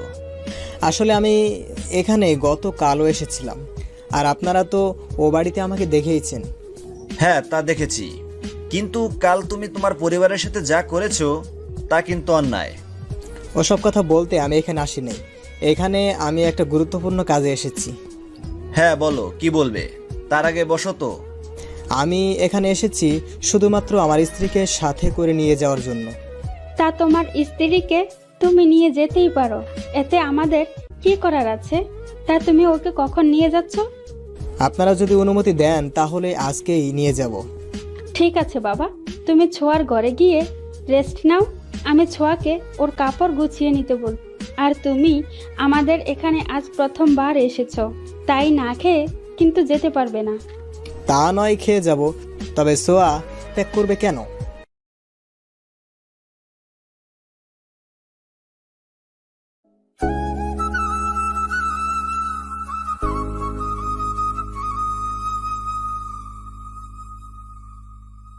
ঠিক আছে বাবা, তুমি ছোঁয়ার ঘরে গিয়ে রেস্ট নাও।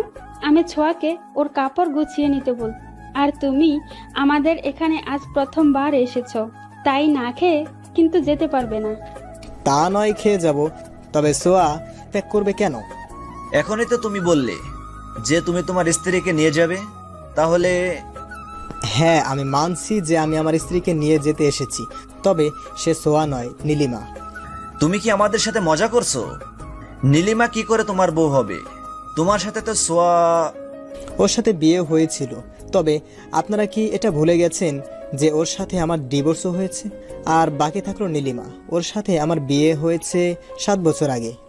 অবশ্য তা কেউ জানে না, কারণ আমরা চেয়েছিলাম পড়াশোনা শেষ করে দুইজনার বাড়িতে কথাটা বলবো, আর যদি বাড়ির কেউ অমত হয় তাহলে যেন কেউ কিচ্ছু করতে না পারে। কিন্তু মাঝখানে একটা বৃষ্টির ঘটনা ঘটে যায়, যার কারণে আমরা একে অপরকে ভুল বুঝি। কি বলছো তুমি এসব? আমার মেয়ের সাথে তোমার বিয়ে হয়েছে আর আমরা কিছুই জানি না? বুঝতে পারছি আপনারা আমার কোনো কথা বিশ্বাস করছেন না বা করতে চাইবেনও না। আর একটা কথা কিছুতেই বুঝতেছি না, আপনারা কেন বারবার নীলিমাকে নিজের মেয়ে বলছেন? ওর বাবাকে তো আমি একবার দেখেছিলাম, কিন্তু আপনি? হ্যাঁ, এটা সত্য কথা যে নীলিমা আমার মেয়ে নয়, ও আমার বন্ধুর মেয়ে। ওর বাবা 1 বছর আগে আমার হাতে ওর দায়িত্ব দিয়ে মারা যায়, তখন থেকে ও আমার আরেকটি মেয়ে। কি, ওর বাবা মারা গিয়েছে? মানে কিভাবেই মারা গেল? হ্যাঁ, মারা গেছে। ওসব কথা বাদ দাও। তুমি যে নীলিমাকে নিজের বউ বলে দাবি করছো, আবার তার প্রমাণ দিলে, সবই তো বুঝলাম, কিন্তু ওকে দেখার মতো মানুষ কি তোমার বাড়িতে আছে? যদি কোনো অঘটন ঘটে, বলা তো যায় না। আপনি ওসব নিয়ে ভাববেন না, আমি সব ব্যবস্থাই প্রায় করেছি। আর নীলিমাকে দেখে রাখার জন্য আমি একজন মহিলাকে খুঁজছি, যেন সে নীলিমার সব রকম খেয়াল রাখতে পারে। ও ঠিক আছে। ঠিক আছে। হ্যাঁ বাবা, পারভেজ, তুমি কি এটা জানো যে তোমার আর ছোঁয়ার ডিভোর্স? মা, তোমরা কি শুরু করেছো বলো তো? মানুষটা সে কখন এসেছে, আর তোমরা তাকে কোথায় কিছু খেতে দিবে তা নয়, একের পর এক প্রশ্ন করেই যাচ্ছ। মাফ করে দে মা, কথায় কথায় ভুলেই গেছি। জামাই অনেকক্ষণ হলো এসেছে। মা, তুই গিয়ে টেবিলে খাবার বার, আমরা আসছি। তারপর আমরা সকলেই একসাথে খাবার খেলাম। খাবার খাবার পর আমি বললাম, আঙ্কেল, আমি নীলিমাকে কাল বা পরশু এসে নিয়ে যাব। কিন্তু বাবা এখানে কিন্তু আসছে কোথা থেকে? ও তোর বিয়ে করা বউকে নিয়ে যেতে চায়, এতে আমাদের কি করার আছে? এসব তুই কি বলছিস? তোর মাথা ঠিক আছে তো? মা, তুমি ওসব ছাড়ো তো, ওসব এখন বলে লাভ নেই। কোনো সত্যি ঘটনা না জেনে আমি যা করেছি তার ফল তো আমাকে ভোগ করতেই হবে, এটাই আমার শাস্তি। আমি ওইখান থেকে চলে আসি। তখন সোয়ার মা সোয়াকে বলে, এই তুই কি করলি? নিজের সব অধিকার ছেড়ে দিলি? আমি তো অনেক আগেই সবকিছু নিজের জন্যই সব তো অধিকার হারিয়ে ফেলেছি। এই কথা বলে সোয়া তার রুমে চলে গেল আর কাঁদতে লাগলো। নিজেই নিজেকে বলল, আমি যে সব কিছু শেষ করে দিলাম, শেষ আশাটুকু হারিয়ে ফেললাম। সেই দিন তোমার সাথে অন্যায় না করলে তোমাকে যে হারাতে হতো না, এতদিন তো তোমার অপেক্ষাতে ছিলাম, যেদিন সুমন ভাই তোমার খোঁজ দিতেছিল, আমি যে তোমার কাছে গিয়েছিলাম, যখন বাসে তোমাকে দেখেছিলাম তখন তোমাকে জড়িয়ে ধরতে ইচ্ছা হয়েছিল। তার জন্যই তো তুমি যখন বাসের মধ্যে ঘুমিয়েছিলে তখন তোমার বুকে মাথা রেখে ঘুমিয়েছিলাম। অনেকদিন পরে একটু শান্তি পেয়েছিলাম, ভেবেছিলাম আবার নতুন করে শুরু করব। তার হলো না। কাঁদতে কাঁদতে সোয়া ঘুমিয়ে গেল। তার পরের দিন আমি নীলিমাকে নেওয়ার জন্য গেলাম। সোয়া বাড়ি থেকে যখন চলে আসবে তখন সোয়া বলল, তুমি একা খেয়াল রাখতে পারবে? খেয়াল রাখার জন্য কাউকে রাখবো। সে তো ভালোভাবে খেয়াল রাখতে পারবে না, তাই বলছিলাম কি আমি আসলে তোমার কোনো সমস্যা হবে? ও তো নীলিমার ভালোভাবে খেয়াল রাখতে পারবে, কিন্তু একটা কথা মনের ভিতর থেকেই যাচ্ছে। সোয়া কি সত্যি নীলিমার খেয়াল রাখার জন্য আমার সাথে যেতে চাচ্ছে, নাকি আবার আমাকে কোনো বিপদে ফেলার জন্য এটা ওর কোনো পরিকল্পনা? হ্যাঁ, তাই হয়তো হবে। না, ওকে সাথে নেওয়ার থেকে না নেওয়াই ভালো। কি হলো, চুপ করে আছো কেন? ও, কি যেন বলেছিলেন আপনি? বলছিলাম কি, যদি আমি তোমার সাথে তোমার বাড়িতে... লাগবে না, আপনার আমার সাথে যাওয়া লাগবে না। আমি রাফিকে বলে দিয়েছি। ও একজন বিশ্বস্ত কাজের লোক দেখছে, যে নীলিমার ভালো করে দেখাশোনা করবে। তুমি বুঝতেছো না কেন যে... আমার কারো কথা শোনার ইচ্ছা আমার নেই। আচ্ছা, আমার একটা অনুরোধ রাখবে? কি? একবার জড়িয়ে ধরতে দিবে আমায়? সোয়া আমাকে জড়িয়ে ধরলো। আমি কিছু বলার আগেই আর সাথে সাথে কান্না করে দিল। আমি কিছু বুঝলাম না। সোয়া আমাকে ঘৃণা করে, তাহলে এমনভাবে কেন কাঁদছে? কতক্ষণ এইভাবে ছিলাম মনে নেই। আমি ওকে ছাড়িয়ে নীলিমাকে নিয়ে চলে আসি। বাড়িতে এসেই আমি রাফিকে ফোন দিলাম। হ্যালো রাফি। হ্যাঁ বল, কি বলবি? কি বলবো মানে? তোকে না আমি বললাম নীলিমার দেখার জন্য, একজন মহিলাকে খোঁজার জন্য? পাগল হয়েছিস নাকি? এত তাড়াতাড়ি কিভাবে লোক পাবো? তুই যদি না পারিস তাহলে আমি না হয় অন্য কাউকে বলে দেখি। কি হলো, চুপ করে গেলি কেন? নাকি বোবা হলি? হ্যাঁ পাবো না মানে, পেয়ে গেছি। এটা বলে ফোন কেটে দিল। কিছুক্ষণ পর আবার কল দিল আর বলল একজনকে পেয়েছি, খুব ভালো কাজ করতে পারে, তাই আমি নিয়ে আসতে বললাম।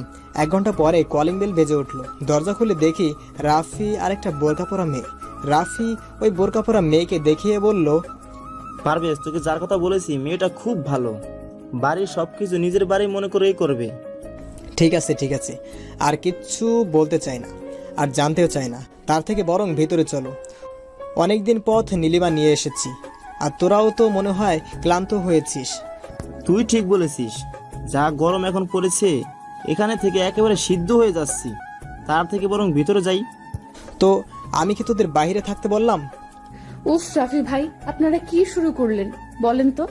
আমি সেই কখন থেকে বাইরে দাঁড়িয়ে আছি, সেদিকে আপনার কোনো হুঁশ আছে? মেয়েটার গলা কেমন যেন সোয়ার মতো লাগলো, তবে মেয়েটা শুধু চলিত সব একসাথে কথার মাঝে নিয়ে আসছে। সরি, আপনি ভেতরে আসুন, আর আপনার সাথে কিছু কথা আছে। ঠিক আছে স্যার। তারপর আমরা ভিতরে এসে মেয়েটাকে আমি বললাম, আপনাকে তো রাফি হয়তো সব কিছু বলেছি, তবে একটা কথা বলছি, আপনি ওর কোনো অবহেলা করবেন না। আমি অফিসের কাজে যতক্ষণ থাকব ততক্ষণ পর্যন্ত আপনি সব সময় ওর পাশে থাকবেন, ওর যেন কোনো অসুবিধা না হয়। ঠিক আছে স্যার, এটা আমাকে বলতে হবে না। আমি আপামনির কাছেই সব সময় থাকবো। তাই যেন হয়। আরেকটা কথা, আপনি আমার পাশের রুমে থাকতে পারেন, আর যদি পারেন একটা ভালো রান্না করার লোক দেখুন। আমি এখানকার রাঁধুনির খাবার খেতে পাচ্ছি না। রান্না করার লোক খোঁজার কোনো দরকার নাই স্যার, আপনি বললে আমি নিজেই রান্না করে দিতে পারি। আমার রান্না মনে হয় না আপনার খারাপ লাগবে। ঠিক আছে, আপনি যখন নিজেই কাজটা করতে চাচ্ছেন এতে আমার কোনো অসুবিধে নেই। তাহলে আপনি ফ্রেশ হয়ে দুপুরের খাবার রান্না করুন। অতঃপর লিমা চলে গেল ফ্রেশ হয়ে রান্না করতে। আমি রাফিকে বললাম, তুই আজকে তাহলে আমাদের সাথে দুপুরের খাবারটা খেয়ে নে। দোস্ত, আজকে তুই আমাকে মাফ কর, আজ এখানে খেতে পারবো না, অন্য দিন খাবো। আমাকে এখনই যেতে হবে, হাতে মাত্র 20 মিনিট সময় আছে। আরে ভাই, তুই কোথায় যাবি যে এত তাড়াহুড়া করছিস? তোর অবস্থা দেখে মনে হচ্ছে জাহান্নামের চৌরাস্তায় যাবি। তোকে পরে সব বলবো, আগে যাই রে ভাই, তা না হলে আমাকে সত্যি জাহান্নামের চৌরাস্তা যেতে হবে। কি বললো কিছুই মাথায় ঢুকলো না, সব মাথার উপর দিয়ে উড়ে গেল। রাফি চলে যাওয়ার পর আমি নীলিমাকে ফ্রেশ হয়ে নিয়ে আসি, আর আমিও ফ্রেশ হয়ে আসি। ফ্রেশ হয়ে এসে নীলিমাকে সাজাতে ধরে দেখি ও আগের তুলনায় অনেক রোগা হয়েছে। প্রথমে ওর দিকে ভালো করেই তাকাই নাই, ওকে ফিরে পাওয়ার আনন্দে, কিন্তু এখন ওকে দেখে নিজের অজান্তে চোখে পানি এসে যায়। কোনো একটা সময় ছিল যখন ওকে আমি আটার বস্তা বলতাম, কারণ ও দেখতে একটু মোটু ছিল, কিন্তু সেই মানুষটাই আজ দেখতে কতটা রোগা চিকন হয়ে গেছে, চোখ ডেবে গেছে আর চোখের নিচে কালি পড়েছে, যা দেখলে মনে হয় আগামী 5 বছরেও সে কালির ওর চোখের নিচ থেকে যাবে না। এসব ভাবছিলাম আর ওকে সাজাচ্ছিলাম, তখনই নীলিমা নামের মেয়েটা ডাকতে লাগলো। স্যার স্যার কিছু কি বলবেন আপনি? না মানে বলছিলাম কি, আপনি দুপুরের খাবার খাবেন না? হ্যাঁ খাবো। তাহলে আমি কি আপনার খাবারটা টেবিলে বেড়ে দিব? না, এক কাজ করুন, আমার খাবারটা আমার রুমেই দিয়ে যান আর আপনিও খেয়ে নিন। তারপর নীলিমা আমাকে খাবার আমার রুমেই দিয়ে যায় আর আমি খাবারটা নিয়ে নীলিমার কাছে যেয়ে বললাম, ওই জান, আমার না একটা হাতের আঙ্গুল কেটে গেছে, একটু খাইয়ে দিবে? কি রে, কিছু তো বলো, এভাবে পুতুলের মতো চুপ করে আসিস কেন? আমার সাথে কথা বলবি না? তুই না বলতি আমি তোর কথা না বললে তুই মরে যাবি, তাহলে আজ কেন চুপ করে আসিস? কিছু তো বল। কিচ্ছু বলছে না, শুধু শুনেই যাচ্ছে। তারপর আমি খাবার খেতে লাগলাম। খাবার খাওয়ার সময় কেন যেন মনে হচ্ছে এরকম খাবার আমি আগেও খেয়েছি, যেন একই মানুষের হাতের তৈরি খাবার এগুলো। ধ্যাত, আমিও না, পৃথিবীতে কত কি আজব হচ্ছে আর আমি পড়ে আছে রান্না নিয়ে। তারপর খেয়ে আমি ঘুমিয়ে পড়লাম। নীলিমাকে নিয়ে আসার পর থেকে আমার সব কিছুই পাল্টে যায়। ওকে নিয়মিত ওষুধ খাওয়ানো, গোসল করানো, ডাক্তার দেখানো। আমি ওকে অনেক ডাক্তার দেখিয়েছিলাম এই 1 মাস। একটু আধার আলো দেখতে কিন্তু সবাই আমাকে নিরাশ করেছে। তবে বাড়িতে যে কাজের মেয়ে লিমা আছে, ও আমার পাশে বন্ধুর মতো দাঁড়িয়েছিল। সবসময় আমার মনের সাহস এনে দিয়েছে যে নীলিমা ভালো হবে। খুব খেয়াল রাখতো যেন নীলিমা ওর নিজের বোন। অনেকদিন রাতে দেখেছি নীলিমা ওর ঘরে কাঁদছে। যদি ওকে কিছু জিজ্ঞেস করতাম ও কিছুই বলতো না। আমি আজ পর্যন্ত ওর মুখ দেখিনি, কারণ ও আমার সামনে বোরকা পরে থাকতো। আমি বাড়িতে না থাকার সময় হয়তো ওর মুখ খুলে রাখতো। প্রায় 1.5 মাস পরে আমি ঘুমিয়ে আছি, হঠাৎ করেই কে যেন আমাকে ঠাস করে একটা চড় দেয়। আমি ভয় পেয়ে যাই, কারণ আমার রুমে আমি নীলিমা ছাড়া আর কেউ নেই। তাহলে কে চড় মারলো তা দেখার জন্য আমি যেই সামনে তাকালাম, আমি যেন হতবাক হয়ে গেলাম। আমি কি দেখছি? আমি কি সত্যি এটা দেখছি, নাকি এটা আমার স্বপ্ন? নীলিমা কি সত্যি ঠিক হয়ে গেছে? নিজেই নিজের কাছে প্রশ্ন করে বললাম, নীলিমা, তুমি কি সত্যি সুস্থ হয়ে গেছো, নাকি আমি স্বপ্ন দেখছি? তোর সাহস কি করে হলো আমাকে এখানে নিয়ে আসার? এসব তুমি কি বলছো? তোমাকে এখানে নিয়ে আসবো না তো কাকে নিয়ে আসবো? কেন? তোর সেই প্রেমিকাকে নিয়ে যায় যার সাথে অসংখ্যবার মেলামেশা করছিস। নীলিমা, তুমি শান্ত হও। আমাকে তোমার আর আমার মধ্যকার সব ভুল বোঝাবুঝি ঠিক করার একটা সুযোগ তো দাও। কিসের ভুল? নিজের কুকর্ম ঢাকতে আমাকে আমার পরিবারের কাছে খারাপ বানিয়েছিস। তোর কারণে আমি আমার বাবা মাকে হারিয়েছি। তোর আরও কিছু বলতে যাবে তখনই লিমা নামের মেয়েটা আমার ঘরে আসতে আসতে বলল, স্যার আপনি কার সাথে কথা বলছিলেন? নীলিমার সাথে কথা বলছি। হায়রে মানুষ, কিভাবে যে এক মিথ্যা কথা বলে। যে মানুষ কোনোদিন সুস্থ হবে না সে কিনা কথা বলছে। নিশ্চয়ই রাতে ছি। কি হলো? আপনি বাইরে যে দাঁড়িয়ে থাকলেন, ভিতরে আসুন। আর তুমি একটু চুপ থাকবে? কি চুপ করবো? হ্যাঁ, অন্যদের জানা দরকার তোর এই ভালো মানুষের মুখোশের আড়ালে যে কতটা খারাপ একটা মুখোশ আছে। কে এরকম করে কথা বলছে? তাহলে কি সত্যি? না, এ কি করে হয়? ভিতরে যাব কি? যেই দেখি, স্যার এ কি আপু, তুই সত্যি ভালো হয়ে গেছিস? আমার তো বিশ্বাসই হচ্ছে না। আচ্ছা, মেয়েটা পাগল হলো না তো? নীলিমা কিভাবে এই মেয়ের বোন হতে পারে? তবে আজকে ওর কথা শুনে মনে অনেক বড় একটা খটকা লাগলো, কারণ আজকে ওর গলার আওয়াজ সম্পূর্ণ সোয়ার মতো লাগছে। এই যে আপনি পাগল হলেন নাকি? ও কিভাবে আপনার বোন হতে পারে? হ্যাঁ, আমি ওর বোন, আমার বাবার বন্ধুর মেয়ে, আর আমার বোনের মতো ছোঁয়া। কি? ও সোয়া? চল ছোঁয়া, আমি এখানে একদম থাকতে চাই না। এখানে এই খারাপ মানুষটার কাছে থাকতে আমার দম বন্ধ হয়ে আসতেছে। আপু, আজ কতগুলো বছর তুই কোমায় ছিলি, আর যখন আজ তুমি কোমা থেকে বের হলে তখন কোথায় তুমি সবকিছু ঠিক করে নতুন করে শুরু করবে তা নয়। তুমি সব কি বলছো? আমি বুঝতেছি না তুই কেন এই বেইমানটার পক্ষ নিচ্ছিস। তুই যা জানিস তার সবে সামান্য পরিমাণ সত্য, বাকিটা ভুল জানিস। দেখ, তুই আমাকে জ্ঞান দিতে আসবি না। আমি আর কিছু শুনতে চাই না। আমি এই লোকটার মুখ দেখতে চাই না। কেন যে আল্লাহ এদের মতো নিজ লোকেদের বাঁচিয়ে রাখছে বুঝতে পারি না। এদের বেঁচে থাকার চেয়ে মরে যাওয়া অনেক ভালো। এসব তুই কি বলো সাপু? তোমাদের সাথে যা হয়েছে তাদের ওর কোনো দোষ ছিল না।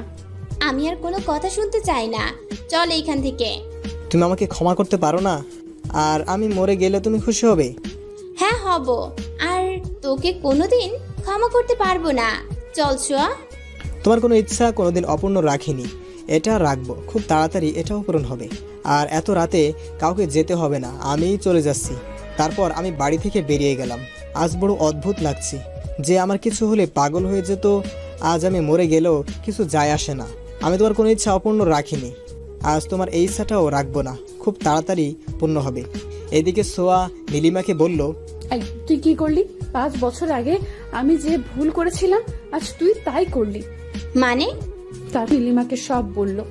সব শুনে নীলিমা বলল, কিন্তু ও তোর সাথে যা করেছে তা কি হবে? এতে ওর কোনো দোষ নেই, আমার সব দোষ। আমি তোদের মাঝখানে আসবো না, আমি তোদের মাঝখান থেকে চলে যাব। হঠাৎ সোয়ার ফোনে কল আসে। ফোনটা রিসিভ করে ওই পাশ থেকে যা বলল তা শুনে হাত থেকে ফোনটা পড়ে যায়। কি হয়েছে? এমন করছিস কেন? পারভেজ অ্যাক্সিডেন্ট হয়েছে, ওকে হাসপাতালে নিয়ে যাওয়া হয়েছে। কি বলছিস তুই এইসব? তাড়াতাড়ি চল। তারপর সোয়া আর নীলিমা হাসপাতালে চলে গেল আর পরিবারের সবাইকে খবর দিল। সবাই যখন হাসপাতালে আসলো সেখানে নীলিমাকে দেখে সবাই চমকে গেল, কারণ এত বছর পর সে কোমা থেকে বের হয়ে এসেছে। সবাই আজ অনেক খুশি ওকে দেখে। কিন্তু যখন ডাক্তার ওটি থেকে বের হলো, পারভেজ এখন কি অবস্থা? কিছু বলা যাচ্ছে না, রোগীর অবস্থা বেশি আরও খারাপ হয়ে যাচ্ছে। রোগীর কোনো রেসপন্স করছে না। যদি রোগীর বাঁচার ইচ্ছা না থাকে তাহলে করার কিছু নেই। কথাটা শুনে নীলিমা পাথর হয়ে গেল। তাহলে পারভেজকে তার কথা পূরণ করবে? কারণ নীলিমা যখন যা চেয়েছে পারভেজ সবকিছু পূরণ করেছে, আজ কি তাহলে সেটা পূরণ করবে? তখন ডাক্তার বলল, অ্যাক্সিডেন্টের কারণে ওনার ব্রেন ড্যামেজ হয়ে গেছে। মানে? 6 মাস আগে আমি যখন ঢাকাতে ছিলাম তখন উনি আমার কাছে চেক আপের জন্য এসেছিলেন। চেক আপের ওনার ব্রেন টিউমার ধরা পড়ে। তখন তো মাত্র 20% ড্যামেজ ছিল, কিন্তু এখন তো 50% এসে পড়েছে। সবাই ডাক্তারের কথা শুনে নিস্তব্ধ হয়ে গেল। কারো বিশ্বাস হচ্ছে না যে পারভেজের ব্রেন টিউমার। তখন ডাক্তার আবার বলল, আমি জীবনে প্রথম কোনো ব্যক্তি দেখেছি যে মৃত্যুর কথা শুনে খুশি হয়েছে। তাহলে কোনো উপায় নেই? আছে, কিন্তু বাঁচার আশা 30%। আমি অপারেশনের ব্যবস্থা করছি। সব ব্যবস্থা করার পর ডাক্তার একটা কাগজে সাইন করতে বলে। যদি অপারেশনের সময় পারভেজ মারা যায় তাহলে কেউ দায়ী নয়, কেউ সাইন করার সাহস পাচ্ছে না। কিন্তু সোয়া তাতে সাইন করতে রাজি হয়। যখন তাকে বলা হয় পারভেজের সাথে তার সম্পর্ক কি, তখন নীলিমা বলে স্বামী। অপারেশন শুরু করা হয়। 3 ঘন্টা পর অপারেশন শেষ হয়। ডাক্তার বলে 72 ঘন্টার আগে জ্ঞান ফিরবে না। আর 72 ঘন্টা পরে জ্ঞান না ফিরলে 72 ঘন্টা পরে পারভেজ যখন চোখ খুলে তার বুকের উপর মনে হয় ভারী কিছু আছে। ভালোভাবে দেখে সোয়া আর নীলিমা। যখন পারভেজ রাস্তা দিয়ে আনুমনে হাঁটছিল তখন একটা গাড়ি এসে ধাক্কা মারে। তারপর আর কিছুই মনে নেই। সে ভাবে সে মরে গেছে, তাই কনফার্ম হওয়ার জন্য একটু নড়েচড়ে। আর এতে সোয়া আর নীলিমার ঘুম ভেঙে যায়। যখন তারা দেখে পারভেজ চোখ খুলেছে, সোয়া পরিবারের সবাইকে ডাকে। সবাই কেবিনে আসে। তখন পারভেজ একটা কথা বলে, কেউ আমাকে বলবে আমি বেঁচে আছি না মরে গেছি? এই কথাটা শুনে সবাই অবাক নজরে তাকায়। তখন নীলিমা বলে, তোর মরার খুব ইচ্ছা না? সুস্থ হ, তারপর আমরাই তোকে মেরে ফেলবো। আমরা মানে? আমি আর আপু। অনেক কষ্ট দিয়েছ আমাদের, এখন তার শোধ দুইজনে মিলে তুলবো। গল্পটা কেমন হয়েছে অবশ্যই কমেন্ট করে জানাবেন।